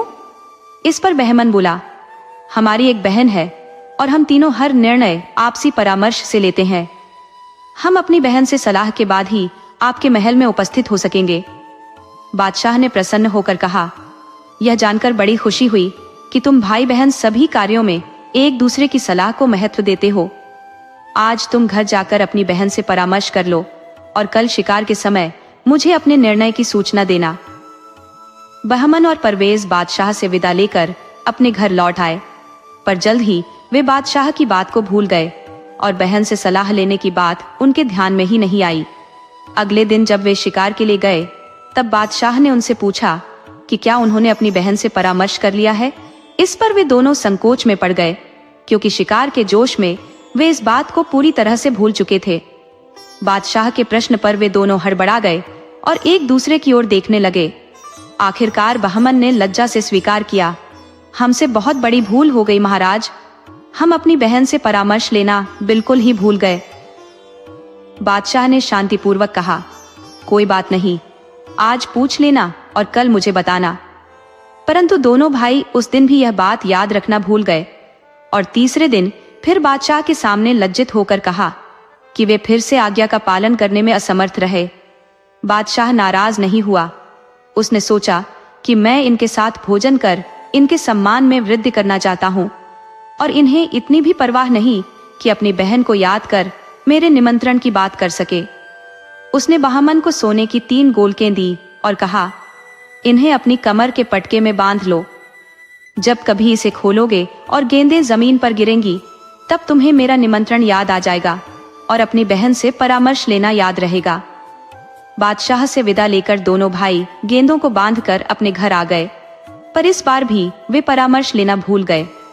रात में सोने से पहले जब बहमन ने कमरबंद खोला तो गेंदें जमीन पर गिर पड़ी और तत्काल ही उसे बादशाह की कहे शब्द स्मरण हुआ आए। वह फौरन अपनी बहन के पास पहुंचा और परवेज को भी साथ ले गया। परिजाद अब तक अपने कक्ष में नहीं गई थी। दोनों भाइयों ने उसे बताया कि बादशाह ने उन्हें भोजन का निमंत्रण दिया है और यह भी कहा कि उन्होंने 2 दिनों तक उसकी सलाह लेना क्यों छोड़ दिया। परिजाद ने कहा, यह तुम्हारा सौभाग्य है कि बादशाह ने तुम्हें बुलाया, लेकिन तुमने जो 2 दिनों तक बादशाह की कही हुई बात को भुला दिया, यह अनुचित है। सोचो, अगर मुझे यह बात बुरी लग रही है तो बादशाह को कितना दुख हुआ होगा। असल में तो बादशाह का निमंत्रण मिलते ही तुम्हें इसे सादर स्वीकार करना चाहिए था। खैर, अब ऐसा हो ही गया है तो मुझे देखना होगा कि अब क्या किया जाए। इसके बाद परिजाद ने कहा, मैं चिड़िया से सलाह लेती हूँ। फिर वह चिड़िया के पिंजरे को अपने कक्ष में ले गई और बोली, चिड़िया रानी, तुम तो हर चीज से परिचित हो और छुपी हुई बातों का भी तुम्हें आभास होता है। तुम्हारी सलाह हमेशा सही साबित होती है, तो मुझे एक मार्गदर्शन चाहिए। मेरे भाइयों को बादशाह ने अपने साथ भोजन के लिए आमंत्रित किया है, पर उन्होंने यह बात मुझसे बताने में भी देरी कर दी। क्या अब उनका जाना उचित रहेगा या बादशाह नाराज होंगे? चिड़िया ने कहा, मालकिन, तुम्हारे भाइयों को बादशाह की आज्ञा माननी चाहिए। राज्य में बादशाह ही सबका स्वामी होता है और उनके साथ मेहमान बनकर जाने में कोई हानि नहीं होगी। उन्हें पूरे उत्साह से जाना चाहिए, लेकिन उसके बाद यह भी आवश्यक है कि वे बादशाह को अपने घर आकर भोजन का निमंत्रण दे। परिजाद ने चिंता व्यक्त की, मैं अपने भाइयों को उनके कामों से इतर कहीं भी भेजना नहीं चाहती। मुझे उनकी सुरक्षा का भय है। इस पर चिड़िया ने जवाब दिया, तुम निश्चिंत होकर उन्हें भेजो, उन्हें कोई आंच नहीं आएगी। परिजाद ने आगे पूछा, अच्छा, जब बादशाह यहाँ आए तो क्या मुझे उनके सामने जाना चाहिए या नहीं? चिड़िया ने कहा, इसमें कोई हर्ज नहीं है। हर बादशाह अपनी प्रजा के लिए पिता समान होता है और पिता के सामने जाने में कोई झिझक नहीं होनी चाहिए। परिजाद ने अपने भाइयों से कहा कि वह बादशाह का निमंत्रण स्वीकार करे, लेकिन इसके बाद उसे एक बार यहाँ भोजन करने का भी आग्रह करे। अगले दिन शिकारगाह में बादशाह ने उनसे पूछा, क्या तुमने अपनी बहन से बात की या फिर से भूल गए? बहमन ने विनम्रता से कहा, हम आपकी आज्ञा का उल्लंघन नहीं कर सकते। हमने उससे पूछा था और उसने आपके निमंत्रण को स्वीकार करने की सलाह दी। इसके अलावा उसने हमें यह भी डांटा कि हम 2 दिनों तक क्यों भूलते रहे। बादशाह ने जवाब दिया, इसकी कोई बात नहीं है, मुझे इससे कोई नाराजगी नहीं है। तुम्हारे 2 दिनों तक भूलने पर मुझे रत्ती भर भी गुस्सा नहीं है। यह सुनकर दोनों भाई शर्मिंदा हो गए। उनके मन में पछतावा जाग उठा कि जो बादशाह इतना दयालु और कृपालु है, हम उसके प्रति इतने लापरवाह कैसे हो सकते हैं। जब बादशाह ने उनकी संकोच भरी भावनाओं को देखा तो उन्हें अपने पास बुलाकर सांत्वना दी, मैं छोटी छोटी भूलों की परवाह नहीं करता, मैं तुमसे बिल्कुल भी नाराज नहीं हूँ। फिर शिकार समाप्त होने के बाद वे सभी महल लौटे, जहाँ बहमन और परवेज भी साथ थे। महल में बादशाह ने उनकी ऐसी आवभगत की कि दरबारियों और सरदारों के मन में ईर्ष्या उत्पन्न होने लगी। महल के कर्मचारी, सेवक और उपस्थित प्रजा भी इन अनजान राजकुमारों के प्रति बादशाह के इस अद्वितीय सम्मान से विस्मित थे। सभी उनके रूप रंग और शिष्टाचार से प्रभावित हुए और आपस में बातें करने लगे।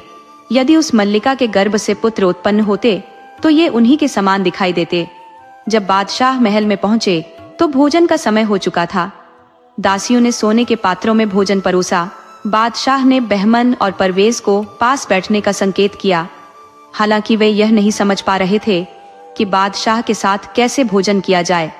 सहाय रीति का पालन करते हुए आदाब बजाने के बजाय वे सीधे अपने स्थान पर आसन ग्रहण कर बैठे, जिस पर बादशाह मुस्कुराए बिना न रह सका। भोजन के दौरान बादशाह ने उनसे बातचीत की ताकि उनकी शिष्टता और ज्ञान की परख कर सके। उनकी बातों और शिष्टाचार से प्रभावित होकर बादशाह सोचने लगा कि काश ऐसे कुशाग्र बुद्धि और साहसी शहजादे उसके अपने होते। उनकी बातचीत से बादशाह का आकर्षण बढ़ता गया और उनके छोटे मोटे भूलें भी इस मोह में कमी नहीं ला पाईं। भोजन के बाद बादशाह उन्हें अपने मनोरंजन कक्ष में ले गया, जहां उसने लंबे समय तक उनकी बातें सुनी, मानो उनकी बातों में अनंत रस हो।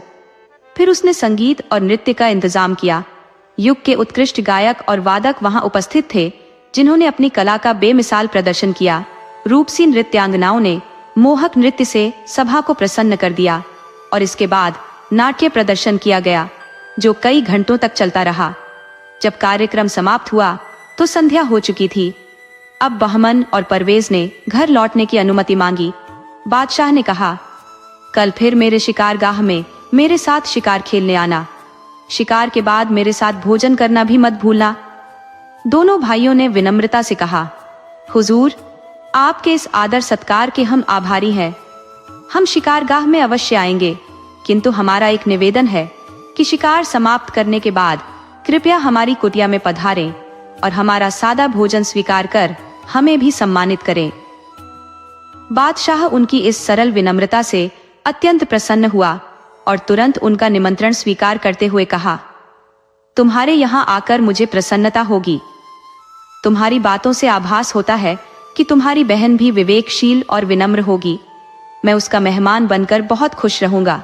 बहमन और परवेज घर लौटे और परिजात को यह सुखद समाचार सुनाया कि बादशाह ने सभी के समक्ष उनका मान बढ़ाया और वचन दिया कि अगले दिन शिकार के बाद वह उनके घर भोजन करने अवश्य आएगा। उन्होंने कहा, हमने बादशाह को दावत तो दे दी है, लेकिन अब यह भी आवश्यक है कि उनकी गरिमा के अनुकूल भोजन और व्यवस्था की जाए। परिजात ने भाइयों की साहसिक पहल की सराहना करते हुए कहा, तुम लोग निश्चिंत रहो, मैं बोलने वाली चिड़िया से परामर्श कर सब व्यवस्था कर लूंगी। फिर वह चिड़िया का पिंजरा लेकर अपने कक्ष में गई और चिड़िया को सारी स्थिति बताई। चिड़िया ने उल्लास से कहा, मालकिन, यह आपका सौभाग्य है कि बादशाह आपके घर पधार रहे हैं। आप उनके स्वागत में सर्वश्रेष्ठ प्रबंध करें, परंतु मेरे कहने से एक विशेष व्यंजन बनाइए, खीर का गाढ़ा शोरबा, और उसमें ऐसे अनकटे मोती डालें जो ऐसे दिखे मानो पाक कला के दौरान शोरबे की सतह पर तैरने लगे हों। परिजात ने आश्चर्यचकित होकर कहा, यह कैसा व्यंजन होगा? मेरी तो कल्पना भी नहीं कर सकती कि कोई व्यक्ति मोतियों के साथ शोरबा खाएगा। और अनकटे मोती कहां से लाऊंगी? चिड़िया मुस्कुराते हुए बोली, मालकिन, मैंने यह विचार पूरी सोच समझ के बाद ही रखा है। आप बस मेरी बात माने और बहस न करें। मोती कहां से मिलेंगे ये मैं आपको बताती हूँ। अपने कृत्रिम वन में जाकर दाहिनी ओर के सबसे बड़े वृक्ष की जड़ के पास की भूमि को खुदवाएं। वहां से आपकी आवश्यकता से अधिक मोती प्राप्त होंगे। परिजात को चिड़िया पर पूरा विश्वास था, अतः उसने उसकी सलाह मान ली। अगले दिन प्रातः वह 2 मजदूरों को लेकर उस स्थान पर पहुंची और वृक्ष की जड़ के पास की जमीन खुदवाने लगी। खुदाई करते समय एक फावड़ा किसी बड़ी वस्तु से टकराया। परिजात ने मजदूरों को सावधानी बरतने का निर्देश दिया। अंततः वहां एक सुनहरी संदूक निकला, जिसे बाहर निकालकर खोला गया तो उसमें ढक्कन तक अनकटे मोती भरे हुए थे। परिजात यह अद्भुत खजाना पाकर बहुत प्रसन्न हुई और चिड़िया के ज्ञान पर उसका विश्वास और गहरा गया। वह सोने का संदूक लेकर अपने घर की ओर चल पड़ी। सुबह बहमन और परवेज को यह देखकर आश्चर्य हुआ कि वह मजदूरों के साथ इतनी सुबह कहां जा रही है। दोनों भाई परिजात को संदूक के साथ लौटते देखकर आश्चर्यचकित रह गए। उन्होंने पूछा, बहन, तुम इतनी सुबह सुबह कहां गई थी और यह संदूक कहां से लाई हो? जाते समय तो यह तुम्हारे पास नहीं था। परिजात मुस्कुराते हुए बोली, ये कहानी कुछ लंबी है, खड़े खड़े सुनाने का नहीं। चलो अंदर चलकर बताती हूँ। घर के अंदर जाकर उसने विस्तार से अपनी बात रखी। उसने बताया, कल मैंने बोलने वाली चिड़िया से बादशाह की खातिरदारी को लेकर सलाह ली थी। उसने कहा कि ऐसे साज सामान और व्यंजन का प्रबंध करो जो बादशाह और अमीरों के लायक हो, परंतु विशेष रूप से एक प्याले में गाढ़ा खीर का शोरबा रखो जिसकी सतह पर अनकटे मोती बिछे हों। मैंने उसे समझाने की कोशिश की कि यह मजाक लग सकता है, और बादशाह इसे लेकर नाराज भी हो सकते हैं। लेकिन चिड़िया अपनी बात पर अड़िग रही। उसने मुझे आश्वासन दिया कि इससे कुछ अप्रिय नहीं होगा, बल्कि परिणाम सुखद ही आएगा। चिड़िया के सुझाव पर मुझे हमेशा विश्वास रहा है। आखिर उसी की सहायता से मुझे गाने वाला पेड़ और सोने जैसा चमकता पानी मिला था। उसी की सलाह से तुम्हें और तुम्हारे साथ के 20 लोगों को दोबारा जीवन मिला, इसलिए मैं उसकी बातों को अनदेखा नहीं कर सकती। ये सुनकर बहमन और परवेज गंभीरता में डूब गए। लंबे विचार मंथन के बाद वे बोले, बहन परिजाद, तुम्हारी बुद्धिमानी पर हमें कभी संदेह नहीं रहा। यह चिड़िया उन रहस्यों को जानती है जो इस संसार में शायद किसी और के पास नहीं है, इसलिए हमें उसकी सलाह पर भरोसा करना चाहिए। वे सभी इस बात पर सहमत हुए कि आगे जो होगा उसे वैसा ही होने दिया जाए। बादशाह को नाराजगी होगी तो देखा जाएगा, पर परिजाद ने बावर्चियों को आदेश दे दिया कि दोपहर तक राजाओं और बादशाहों के योग्य दावत तैयार होनी चाहिए। क्या पकाना है ये तुम ही तय करो, परिजाद बोली, मगर एक विशेष चीज मेरे कहने से जरूर बनाना। वह है गाढ़ा खीर का शोरबा, जिसकी सतह अनकटे मोतियों से सजी हो। बावर्चियों ने इस अनोखे आग्रह पर आश्चर्य से भौचक्के होकर कहा, खाने में साबुत मोती डालने का क्या तुक है सरकार? ऐसा अजीब खाना तो न कभी देखा न सुना। मोती चुगने वाले हंसों की कहानियां जरूर सुनी है, पर इंसानों को मोती खाते कभी न सुना। परिजाद ने उनके सवालों का जवाब देने के बजाय आदेशात्मक स्वर में कहा, मैंने तुम्हें बहस करने के लिए नहीं बुलाया। जैसा कहा है वैसा करो, और जितने मोती बचे वे मुझे भेज देना। वे बेचारे खामोशी से अपने काम पर लौट गए, और इधर परिजाद ने महल की ऐसी सफाई कराई कि वह शीशे की तरह चमकने लगा। उसी समय उसके भाई बेहतरीन वस्त्र धारण कर घोड़ों पर सवार होकर शाही शिकारगाह में जा पहुंचे। कुछ समय तक वे बादशाह के साथ शिकार में सम्मिलित रहे, किंतु उस दिन की तीव्र धूप और गर्मी के कारण शिकार जल्द ही समाप्त करना पड़ा। सैनिकों को विदा करके बादशाह ने बस 2-4 आदमियों के साथ बहमन और परवेज के घर की ओर रुख किया। बहमन ने तुरंत आगे बढ़कर परिजाद को सूचित किया कि बादशाह आ रहे हैं। परिजाद ने आदर पूर्वक वस्त्र धारण किए और भवन के मुख्य द्वार पर खड़ी हो गई। जैसे ही उसने बादशाह को घोड़े से उतरते देखा, वह आगे बढ़ी और सम्मान पूर्वक अपना सिर उनके चरणों में रख दिया। बहमन और परवेज ने कहा, बादशाह, यह हमारी बहन परिजाद है। बादशाह ने उसे उठाया और स्नेह से उसके सिर पर हाथ फेरा। परिजाद के सौंदर्य को देखकर वह मंत्रमुग्ध से हो गए। उसे देखकर उन्हें अजीब सी स्मृति हुई, मानो इस चेहरे में कहीं उनका अतीत झलक रहा हो, पर वे पहचान नहीं पा रहे थे कि यह चेहरा किसकी याद दिला रहा है। इसके बाद परिजाद ने बादशाह को भवन के भीतर ले जाकर महल का हर हिस्सा दिखाया। बादशाह ने प्रशंसा करते हुए कहा, बेटी, तुमने अपने महल को सजाने और संवारने का कार्य अत्यंत मनोहारी ढंग से किया है। अब मुझे अपना बाग भी दिखाओ। किसी ने मुझसे तुम्हारे बाग की बड़ी प्रशंसा की थी। परिजाद ने उन्हें बाग की ओर ले जाते हुए एक और दरवाजा खोला और सामने हरा भरा बाग नजर आया।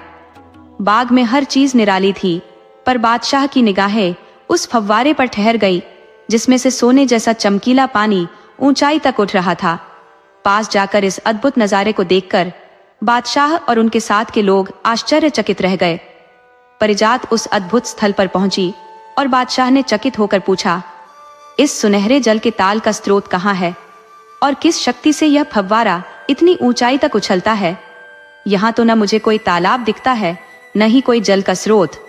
वह बोलते बोलते रुक गए और एक और ध्यान से देखने लगे। जब उनके कानों में बहुत ही मधुर संगीत की ध्वनि आई, बादशाह ने हैरत से पूछा, क्या बाग में संगीत का भी कोई इंतजाम किया गया है? इस पर परिजाद मुस्कुराई और बोली, यह संगीत किसी गवैये का नहीं, बल्कि इस बाग के वृक्षों का है, जो शाही गवैयों से भी अधिक मधुरता से गाते हैं। बादशाह ने थोड़ी नाराजगी के साथ सोचा कि शायद परिजाद उनसे मजाक कर रही है, लेकिन परिजाद ने कहा, यदि आपको यकीन नहीं तो आइए, मैं आपको दिखाती हूँ। फिर वह बादशाह को एक गाने वाले पेड़ के पास ले गई। पेड़ को सुनते ही बादशाह स्तब्ध रह गए। वहां मधुर संगीत सच में वृक्ष से ही आ रहा था। कुछ पल तक वह पेड़ को देखते रहे। उनके मुख से कोई शब्द नहीं निकला और वह विस्मय में डूबे फव्वारे को भी ताकते रहे। कुछ देर बाद उन्होंने असमंजस से पूछा, ये दोनों चीजें तो कल्पना से परे हैं। आखिर ये पेड़ कहाँ से लाए गए हैं और यह फव्वारा किस अदृश्य शक्ति से इतना ऊंचा उछलता है? परिजात ने उत्तर दिया, बादशाह, इस जल के ताल का कोई बाहरी स्रोत नहीं है। ये संगमरमर के तालाब में रखा विशेष पात्र ही इसका स्रोत है। वह पात्र न केवल इस जल को ऊपर उछालता है बल्कि इसे सूखने भी नहीं देता। ऐसा ही यह गाने वाला पेड़ भी है। इसके पत्तों की बनावट ऐसी है कि जब हवाएं चलती है तो उनसे स्वतः ही यह मधुर संगीत उत्पन्न होता है। जब हवा रुक जाती है तो ये वृक्ष भी शांत हो जाते हैं। बादशाह ने विस्मित होकर कहा, ऐसी अद्वितीय चीजें तो मैंने कभी सोची भी नहीं थी। इन्हें तुम कहाँ से लाए हो? परिजात ने रहस्यमयी स्वर में कहा, ये वस्तुएं किसी भी ज्ञात देश की नहीं है। मैं इन्हें एक गुप्त स्थान से लाई हूँ, पर अब वहां का मार्ग सदा के लिए बंद हो चुका है। तब परिजात ने बादशाह से कहा, मेरे पास एक और विचित्र वस्तु है जिसे आपको अवश्य देखना चाहिए। ये एक चिड़िया है जो मनुष्य की भांति बोल सकती है। जब यह गाना गाती है तो सारे पक्षी इसके पास आकर इसके स्वर में स्वर मिलाते हैं। बादशाह ने चकित होकर कहा, मुझे भी उस अद्भुत चिड़िया को दिखाओ। जैसे ही बादशाह ने चिड़िया को देखा, उसके स्मृति पटल पर अतीत की घटनाएं उमड़ पड़ी। उसकी आंखों में दर्द छलक आया और उसने अपने सिर को पकड़ लिया। उसने कहा, यह तो वही बातें हैं जो मुझे मल्लिका की बहनों ने बताई थी, जो स्वयं को उसकी शुभ चिंतक कहती थी। चिड़िया ने कहा, महाराज, यही तो आपकी सबसे बड़ी भूल थी कि आपने उन्हें शुभ चिंतक माना। जब से उन्होंने देखा कि वे सेवकों से ब्याही गई है और उनकी छोटी बहन रानी बन गई है, उनके मन में जलन की अग्नि भड़क उठी।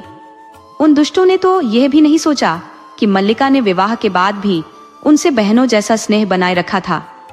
मल्लिका को मृत्युदंड दिलाने के लिए उन्होंने 3 बार सफेद झूठ बोला। पर ईश्वर का धन्यवाद कि एक सच्चे मंत्री के कारण मल्लिका की जान बच गई। बादशाह की आंखें छलछला आईं। तब चिड़िया फिर बोली, सरकार, अपने सामने बैठे इन 3 बच्चों को देखिए। ये पिल्ला, ये बिलाव और ये छछूंदर है जिन्हें आपकी रानी ने जन्म दिया था। मल्लिका की इस दुर्दशा की जड़ उसकी ही बहनों का षड्यंत्र है। उन्होंने बच्चों के जन्म के समय उनकी जगह मरे हुए जानवर रख दिए और इन्हें कंबल में लपेटकर टोकरी में बहा दिया ताकि यह डूबकर मर जाए और किसी को उनका पता भी न चले। लेकिन परमेश्वर ने इन्हें जीवित रखने का संकल्प लिया। आपके उद्यान के दरोगा ने इन्हें नहर से बाहर निकाला। क्योंकि उसकी अपनी संतान नहीं थी, उसने इन्हें अपनी संतान मानकर पाला और इनकी उचित शिक्षा दीक्षा करवाई। चिड़िया की इन बातों ने बादशाह के मन की उलझनें सुलझा दी। उसने कहा, चिड़िया, तेरा मैं कैसे आभार प्रकट करूं? तूने दुष्टों के छल को उजागर कर दिया और मल्लिका की निर्दोषता को साबित किया। मेरे बच्चों की पहचान करवाकर तूने मुझे अमूल्य उपकार किया है। मुझे हमेशा इनके प्रति एक अनजानी ममता क्यों महसूस होती थी, आज इसका कारण जान गया हूँ। बादशाह के लिए चिड़िया की यह जानकारी अत्यंत महत्वपूर्ण थी और यह सत्य अब न केवल उसके बल्कि परवेज और परिजात के लिए भी स्पष्ट हो चुका था। वे तीनों संतान अपनी जगह से उठकर बादशाह के चरणों में गिर पड़े। बादशाह ने उन्हें उठाकर अपने हृदय से लगाया और चारों की आंखों से आंसुओं की अविरल धारा बह निकली। कुछ क्षण पश्चात जब वे सब शांत हुए तो उन्होंने एक साथ भोजन का आनंद लिया। फिर बातचीत के उपरांत बादशाह ने उनसे कहा, अब मैं महल लौट रहा हूँ। कल पुनः लौटूंगा और तुम्हें न केवल मेरा बल्कि अपनी माता का भी स्वागत करने के लिए तैयार रहना होगा। उसके बाद तुम्हें महल में रहने के लिए भी तैयार होना होगा। महल पहुंचकर बादशाह ने अपने मंत्री को बुलवाया और उसकी दूरदर्शिता की प्रशंसा की। बादशाह ने कहा, तुम्हारी चतुराई और सुमति के कारण ही मल्लिका का जीवन बच सका था।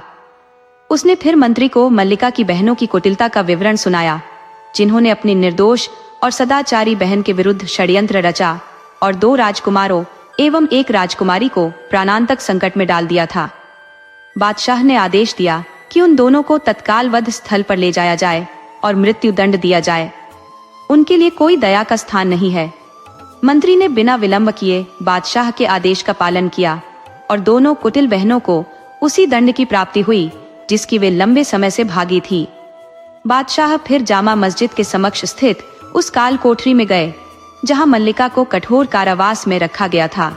उसकी दयनीय अवस्था और फटे वस्त्र देखकर बादशाह का हृदय पिघल गया और वह उसके गले लगकर फूट फूट कर रोने लगे।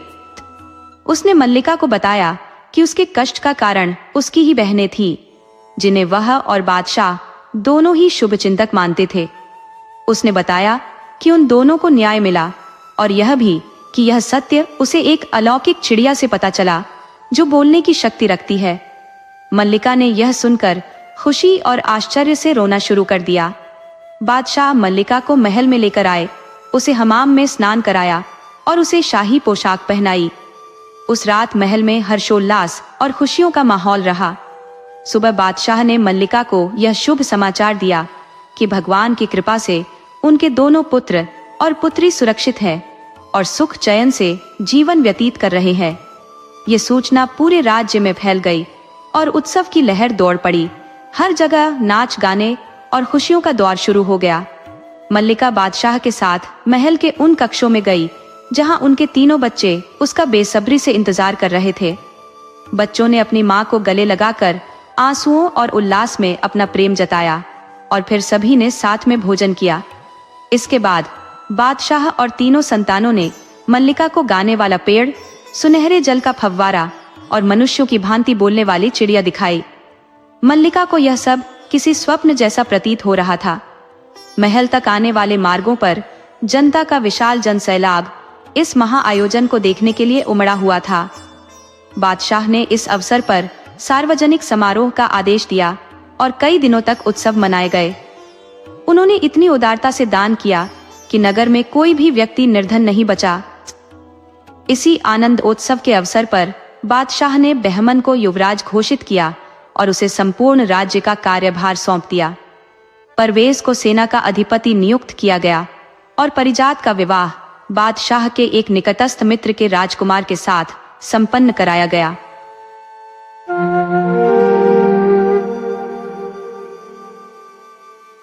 माधव और राधिका दोनों गोविंदपुर गांव के बाशिंदे थे और वहीं की सरकारी पाठशाला में पढ़ते थे। संयोग से दोनों एक ही कक्षा में थे और माधव राधिका को पढ़ाई में मदद कर रहा था। वे दोनों प्रथम कक्षा में थे, जहां राधिका ने उलझन में माधव से पूछा, माधव मैं क्या करूं? माधव ने हंसते हुए कहा, अरे राधिका, बस 2 का पहाड़ा इस तरह पढ़ कि वह 6 से आगे न बढ़े। राधिका ने पहाड़ा शुरू किया, 2 एकम 2, 2 दूनी 4 और 8 पर पहुंचते ही माधव ने उसे रोका। अरे ये 8 क्यों पढ़ लिया? राधिका ने भूलेपन से जवाब दिया, तुमने ही तो कहा था कि 6 से आगे नहीं जाना। इस पर माधव ने मुस्कुराते हुए कहा, 6 पर रुकना था, फिर दाईं ओर 3 लिखना था और नीचे 6। अब 6 में से 6 गया तो क्या बचा? राधिका ने तुरंत कहा, 0। माधव ने उसकी प्रशंसा करते हुए कहा, शाबाश, ऐसे ही बाकी सवाल करने हैं और अगर समझ ना आए तो मेरे घर आ जाना, मैं सारा गृह कार्य समझा दूंगा। दोनों घर की ओर चल दिए। राधिका उम्र में माधव से 1 साल बड़ी थी, परंतु माधव हमेशा खुद को बड़ा समझता था। गोविंदपुर की उस सरकारी पाठशाला में सभी विद्यार्थी जमीन पर बैठकर पढ़ते थे। यहाँ अंग्रेजी स्कूलों जैसी कुर्सियां और मेजें नहीं थी, बल्कि प्राकृतिक परिवेश में अनेक वृक्षों से घिरे हुए बच्चे पढ़ाई करते थे। इन वृक्षों के नाम और उनकी पत्तियों की पहचान करना बच्चों को अच्छी तरह आता था और वे नाम देखकर ही पहचान लेते थे कि कौन सा पेड़ कौन सा है। शहरी बच्चे शायद ही आम के पेड़ को असलियत में देख पाते हो, क्योंकि उनके लिए आम का पेड़ किताबों में एक तस्वीर मात्र होता है। लेकिन राधिका और माधव के घर पास पास थे और ये दोनों बचपन के अभिन्न साथी थे। माधव का जन्म ठाकुर परिवार में हुआ था, वहीं राधिका जाटव जाति से थी। माधव का रंग सांवला था, जबकि राधिका का रंग गोरा था। बचपन से ही दोनों का साथ कुछ ऐसा था कि उनके दोस्त बनने का एक विशेष क्षण बताना कठिन है, जैसे वे सदा से साथ थे। एक दिन दोनों स्कूल के रास्ते में थे और सड़क पर बारिश का पानी भरा था। पानी देखकर राधिका ने फिर सवाल किया, माधव, अब मैं क्या करूं? अगर पानी में से जाऊंगी तो जूते मोजे भीग जाएंगे और फिर पूरे दिन ऐसे ही रहना पड़ेगा। माधव मुस्कुराते हुए बोला, अरे इसमें क्या करना है, जूते मोजे उतारकर हाथ में पकड़ ले और रामाश्रय चाचा के घर के बाहर वाले नल पर पैर धो लेना, फिर जूते मोजे पहन लेना इससे वे गंदे भी नहीं होंगे। राधिका ने वही किया और समस्या सुलझ गई। राधिका के लिए जैसे हर समस्या का समाधान माधव ही था। चोट लगने पर या किसी उलझन में उसकी जुबान पर एक ही सवाल होता, माधव, मैं क्या करूं? समय बीतता गया और राधिका बड़ी हो गई। अब घर के काम भी सीखने लगी थी। एक बार जब वह रोटी बना रही थी तो रोटी तवे पर जलकर चिपक गई। उसने अपनी आदत से मजबूर होकर फिर से कहा, माधव, अब मैं क्या करूं? तभी उसकी मां ने आंगन से ही उसे टोका, अरे, रोटी बनाना भी माधव से ही सीखेगी क्या?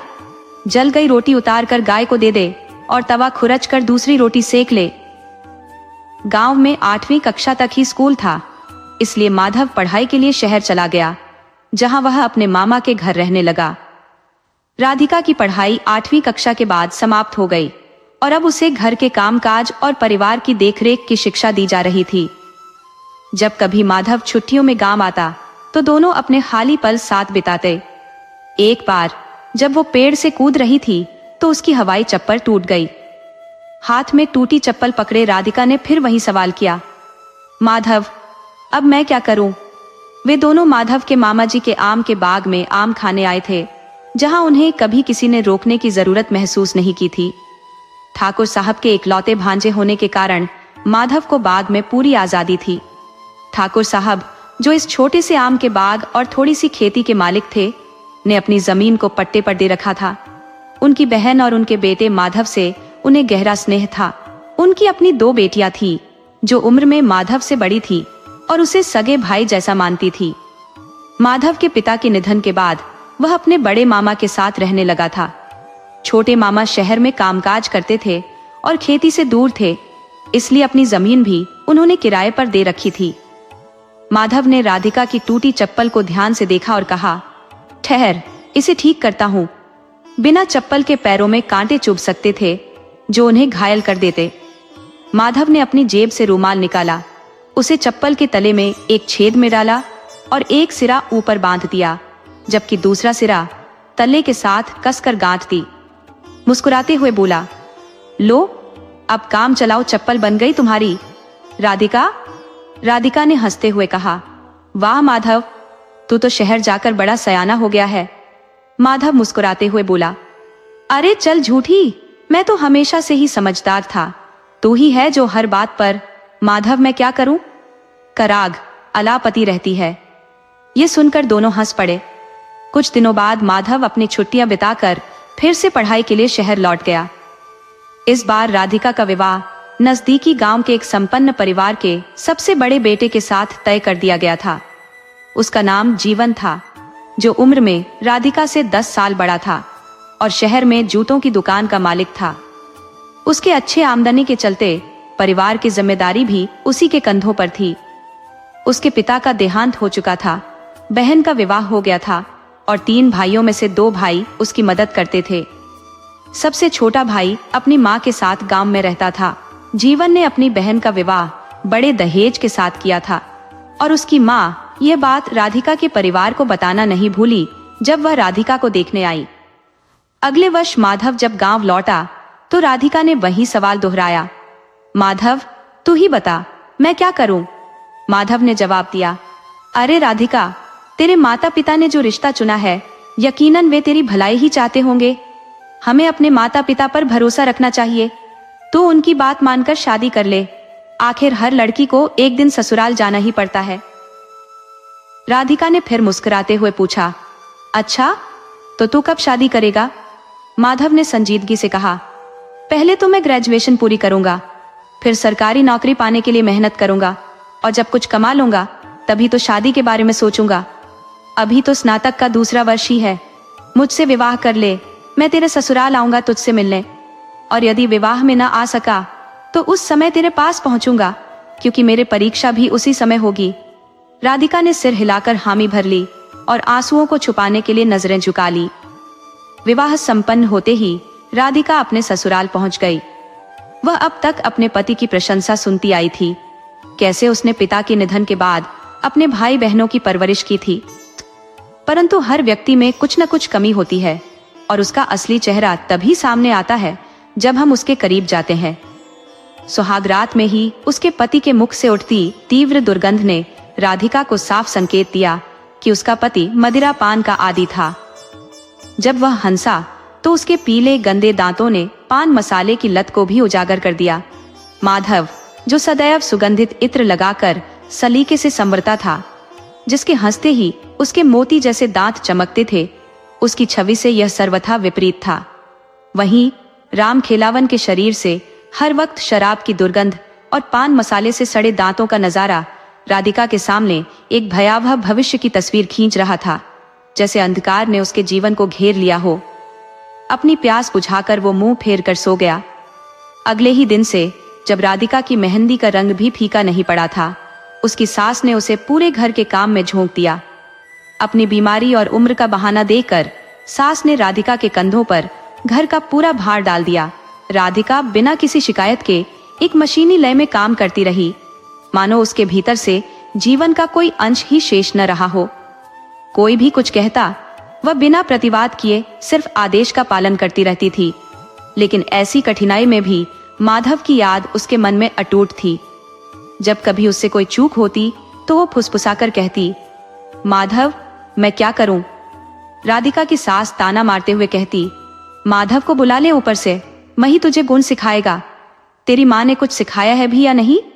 राधिका का पति कभी शहर में काम करता तो कभी गांव में आकर आराम फरमाता। नई नई शादी थी, इसलिए उसकी माँ भी उसे कुछ कहती नहीं थी। शहर की दुकान अधिकांशतः उसके दोनों छोटे भाई ही संभालते थे। माधव ने जैसा वादा किया था, समय मिलते ही वह राधिका से मिलने ससुराल आ पहुंचा। उसने राधिका की सास को आदर पूर्वक प्रणाम किया और अपना परिचय दिया। राधिका ने उसे देखा तो उसके मुरझाए चेहरे पर एक खुशियों की लहर दौड़ गई।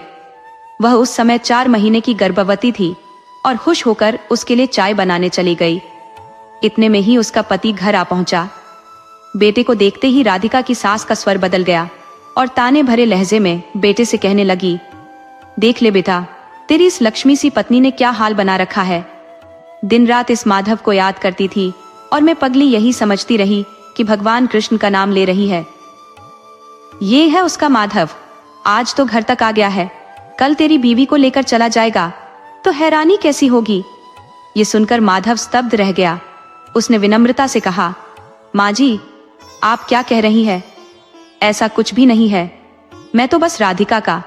माधव ने अपनी मजबूरी का इजहार करते हुए कहा, मुझे अफसोस है कि शादी में नहीं आ सका, इसलिए उपहार देने आया हूँ। राधिका के चरित्र पर मैं शपथ लेकर कह सकता हूँ कि उसमें कोई खोट नहीं है, हमारे बीच कोई अनुचित संबंध नहीं है। तभी राधिका के पति ने गुस्से में कहा, तो तू ही है माधव, जिसका नाम ये दिन रात लिया करती है। अगर खुद की भलाई चाहता है तो यहाँ से निकल जा।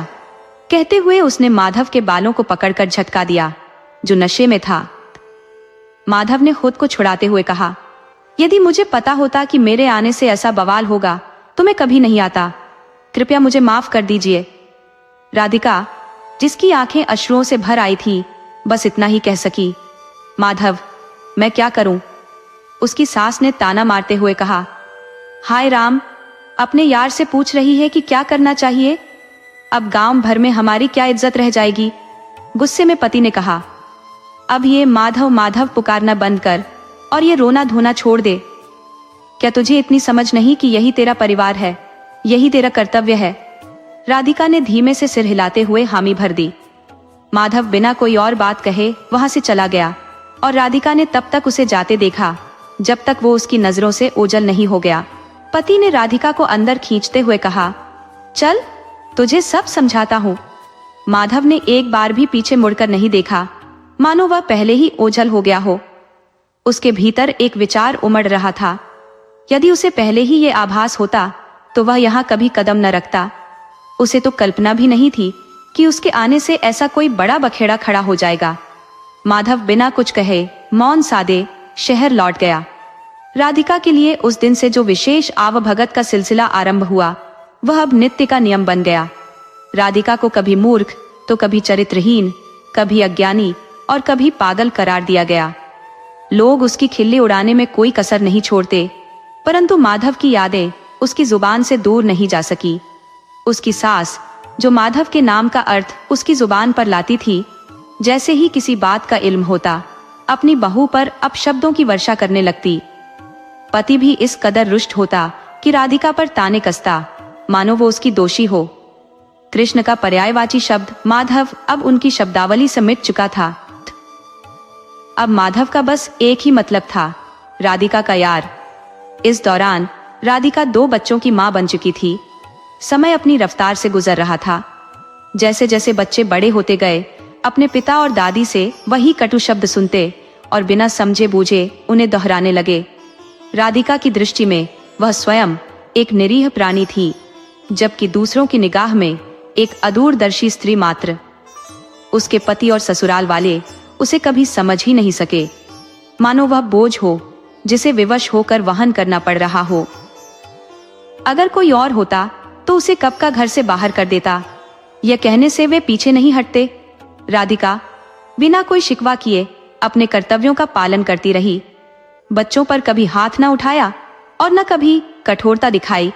विवाह के कुछ वर्ष पश्चात उसकी मां का निधन हो गया और तब से राधिका ने मायके की ओर कदम नहीं रखा। पति के दोनों भाई अब शहर में बस चुके थे और सबसे छोटा भाई सब्जी की ठेली लगाने लगा था। रामखेलावन मां की देखभाल के लिए गांव में ही रुक गया, जहां उसने खेतों में मजदूरी की और ईंट के भट्टों पर काम किया। धीरे धीरे उसे मनरेगा के तहत सरकारी काम भी मिलने लगा, जिससे उसकी आमदनी ठीक ठाक हो गई। इसी बीच गांव की एक विधवा से रामखेलावन को प्रेम हो गया और उसने उसे अपने घर में जगह दे दी। अब रामखेलावन को राधिका की जरूरत नहीं रही। विधवा जवान और सुंदर थी और रामखेलावन को अपने वश में करने के सारे गुण जानती थी। राधिका ने कभी विरोध नहीं किया, बस अपने दायित्व निभाती रही, मानो वह एक मशीन हो। फिर भी एक दिन आधी रात को रामखेलावन ने उसे बेरहमी से पीटकर घर से निकाल दिया। राधिका के रोते रोते मुंह से एक ही बात निकलती रही, माधव मैं क्या करूं। यह जुमला वो बार बार दोहराती रही, जिसने उसके जीवन को उलझन और संताप से भर दिया था। परंतु यदि माधव कभी उससे न मिला होता या वह उस जुमले का सहारा न लेती, तो क्या उसका जीवन सुखमय हो सकता था? क्या उस पर कोई दयालुता दिखाता?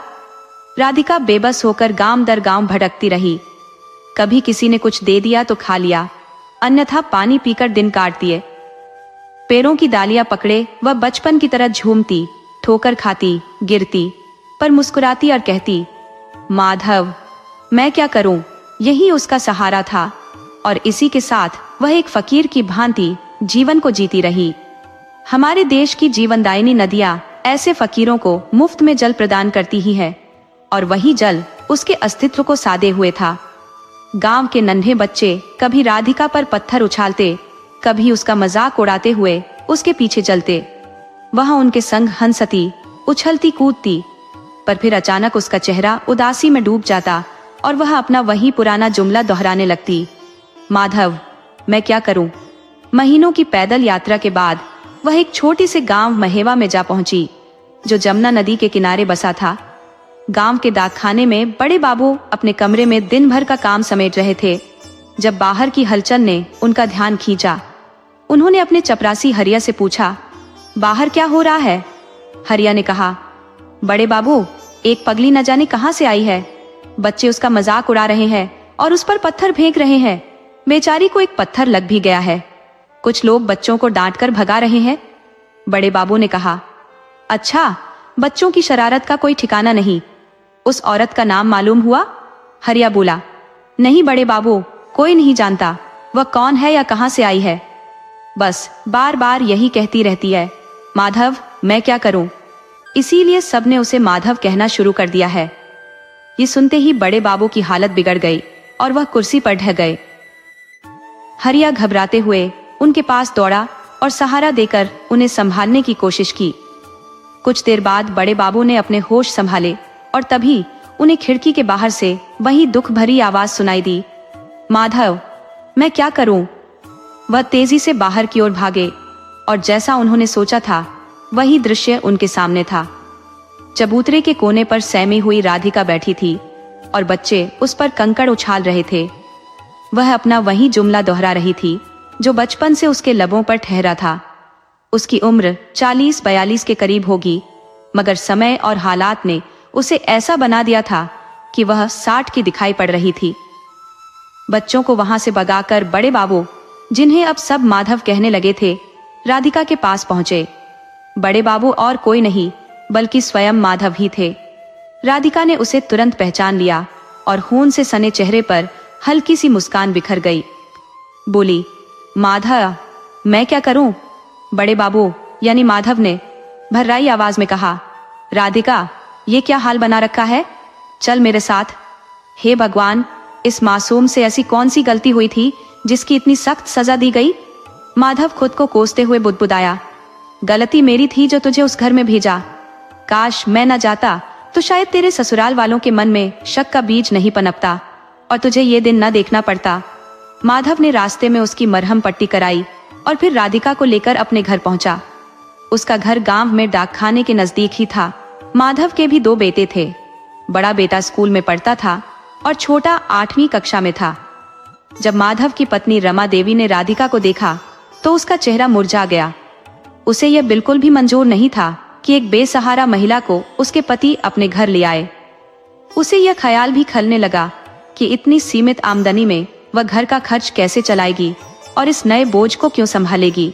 रमा देवी को राधिका की माधव, मैं क्या करूं, की रट भी बेहद खटकती। धीरे धीरे रमा ने राधिका से घर के सारे काम करवाने शुरू कर दिए, मानो अब उसे एक बिन वेतन की नौकरानी मिल गई थी। राधिका भी बगैर किसी शिकायत के अपने सभी काम करती रही और जैसे ही माधव का चेहरा देखती उसकी आंखों में चमक आ जाती। माधव भी उसका हालचाल लेता और फिर अपने काम में मशगूल हो जाता। इसी बीच रमा देवी को अपने ससुराल के गांव से खबर मिली कि राधिका को उसके पति ने घर से इसलिए निकाला क्योंकि उन पर राधिका और माधव के बीच प्रेम संबंध का शक था। अब रमा का गुस्सा और भी भड़क उठा और वह अक्सर घर में इसी बात पर माधव से झगड़ने लगी। समाज में बदनामी का डर उसके दिलो दिमाग पर हावी हो गया और उसने गुस्से में अपनी चूड़ियां तोड़ दी, अपने ही चेहरे पर तमाचे जड़ दिए और चीखते हुए कहा, माधव, तुम्हारी इन हरकतों का मेरे बच्चों पर क्या असर पड़ेगा? माधव के बेटे भी स्कूल में इस हालत से परेशान थे। उनके दोस्त उनका मजाक उड़ाते हुए कहते कि उनका पिता एक चरित्रहीन आदमी है जो खुलेआम एक अजनबी औरत को अपने घर में रखे हुए है। इस ताने ने माधव के बेटों के दिलों में भी कटुता भर दी थी। एक दिन रमा ने क्रोध में आकर राधिका का हाथ चटका और उसे घर से बाहर धकेलते हुए चीख उठी। राधिका ने बेबसी में माधव की ओर देखा और वही दर्द भरा वाक्य दोहराया, माधव, मैं क्या करूं? रमा ने कटुता से उत्तर दिया, करना क्या है? कहीं जाकर डूब मर। और सुनो, इसे कहीं दूर छोड़ कर आओ, नहीं तो मैं अपने बच्चों के साथ मायके चली जाऊंगी। तब इसे संभालना और देखना कि तुम्हारी चिता को आग देने वाला भी कोई न होगा। मरने के बाद भी तुम्हें मुक्ति नहीं मिलेगी। मेरा श्राप तुम्हारा पीछा करेगा। देवता भी पतिव्रता नारी के श्राप से नहीं बच सकते, तुम तो इंसान ठहरे। बच्चों ने भी अपनी माँ की बात का समर्थन किया। माधव परिवार की परवाह और समाज की लज्जा में बंधा चुपचाप सब सुनता रहा। आखिरकार वह राधिका को लेकर गांव से बाहर वाली पत्थरीली राह पर चल पड़ा। राधिका के चेहरे पर उदासी का साया था और माधव ने उसे निराशा में कहा, राधिका, मुझे माफ कर दे। मैं अपने परिवार के खिलाफ जाकर तुझे अपने साथ नहीं रख सकता। तुझे यहां से जाना होगा। राधिका ने उसकी आंखों में झांकते हुए रुंधे स्वर में कहा, ठीक है, मैं चली जाती हूं, लेकिन उसने फिर वही बात दोहराई, माधव, मैं क्या करूं? इस पर माधव झल्ला उठा और बोला, जाकर इस नदी में डूब मर। पगली कहीं की, मूर्खता ही तेरे जीवन का हिस्सा रही है। काश मेरे नाम की रट लगाने के बजाय तू अपने पति का नाम लिया करती तो तेरा उद्धार हो गया होता। अब यहां से भाग जा। गुस्से में भरा माधव तेजी से मुड़कर वापस गांव लौट गया। अगले दिन गांव वालों ने राधिका की लाश नदी में तैरती पाई। जब माधव को इस घटना का समाचार मिला तो उसके दिलो दिमाग पर मानो वज्रपात हुआ। उसे यह सोचकर खुद पर पश्चाताप होने लगा कि उस भोली मासूम राधिका की गलती आखिर थी ही क्या। एक निर्मल गाय सी सीधी सादी थी वह। कितनी पवित्र, कितनी शांत और मृदु हृदय वाली थी वह। फिर क्यों माधव का नाम लेने का उसे ऐसा कठिन दंड मिला? क्या वह नाम केवल माधव का था? क्या कृष्ण का नाम भी माधव नहीं था? फिर मीरा, जो कृष्ण भक्ति में विलीन थी, उसे तो उसके ससुराल ने कभी दुत्कारा नहीं। यहाँ एक पल का प्रेम करने वाली राधिका के चरित्र पर उसके ससुराल वालों ने विष भरे लांछन मढ़ दिए। हाड़ मांस की बनी एक साधारण नारी राधिका, जिसने माधव से प्रेम की धारा बहाई थी, भला कैसे इस कठोर समाज की नजरों से बच पाती। माधव कभी यह नहीं समझ पाया कि उसने उसे प्रेम किया भी था या नहीं, और अगर किया तो वह प्रेम निष्कलंक ही था। राधिका उसके लिए मित्र समान थी, बहन जैसी प्यारी थी और बेटी के समकक्ष आदरणीय थी। जब भी राधिका ने उसे सहायता के लिए पुकारा, माधव ने उसे बड़ा समझते हुए उसकी हर समस्या का हल तुरंत खोज दिया। उसे राधिका का सान्निध्य भाता था, परंतु उसकी ओर उसने कभी दुर्भावना से नहीं देखा। फिर भी यह समाज, जो हर दिल की परतों में झांकने का दावा करता है, कैसे उसके मन की निस्वार्थ भावनाओं को दूषित समझ बैठा। क्या वे सचमुच किसी के हृदय में झांकने की क्षमता रखते हैं, जो उन्होंने ऐसा गलत अर्थ लगा लिया? माधव को आत्मग्लानि से मन जलने लगा। अपनों की अवहेलना से बचने की चाह में वह राधिका की अंतिम यात्रा में भी सम्मिलित नहीं हुआ। उसकी देह रीति रिवाजों संग अग्नि को समर्पित कर दी गई। इस विचार में डूबा माधव अब भी सोचता है कि यदि वह राधिका के ससुराल न गया होता तो शायद यह त्रासदी टल सकती थी। अपनी उसी गलती के बोझ तले पिसता माधव अब न भोजन ग्रहण कर पाता था, न ही ऑफिस में अपना काम ठीक से कर पाता।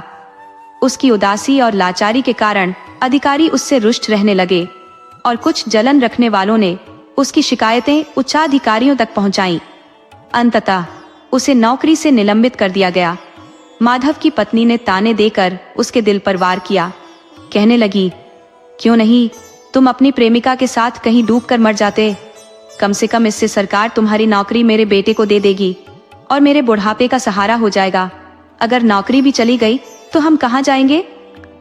जिस दिन माधव को दोबारा नौकरी मिली, उसके 2 दिन बाद ही उसकी लाश उसी नदी में तैरती मिली।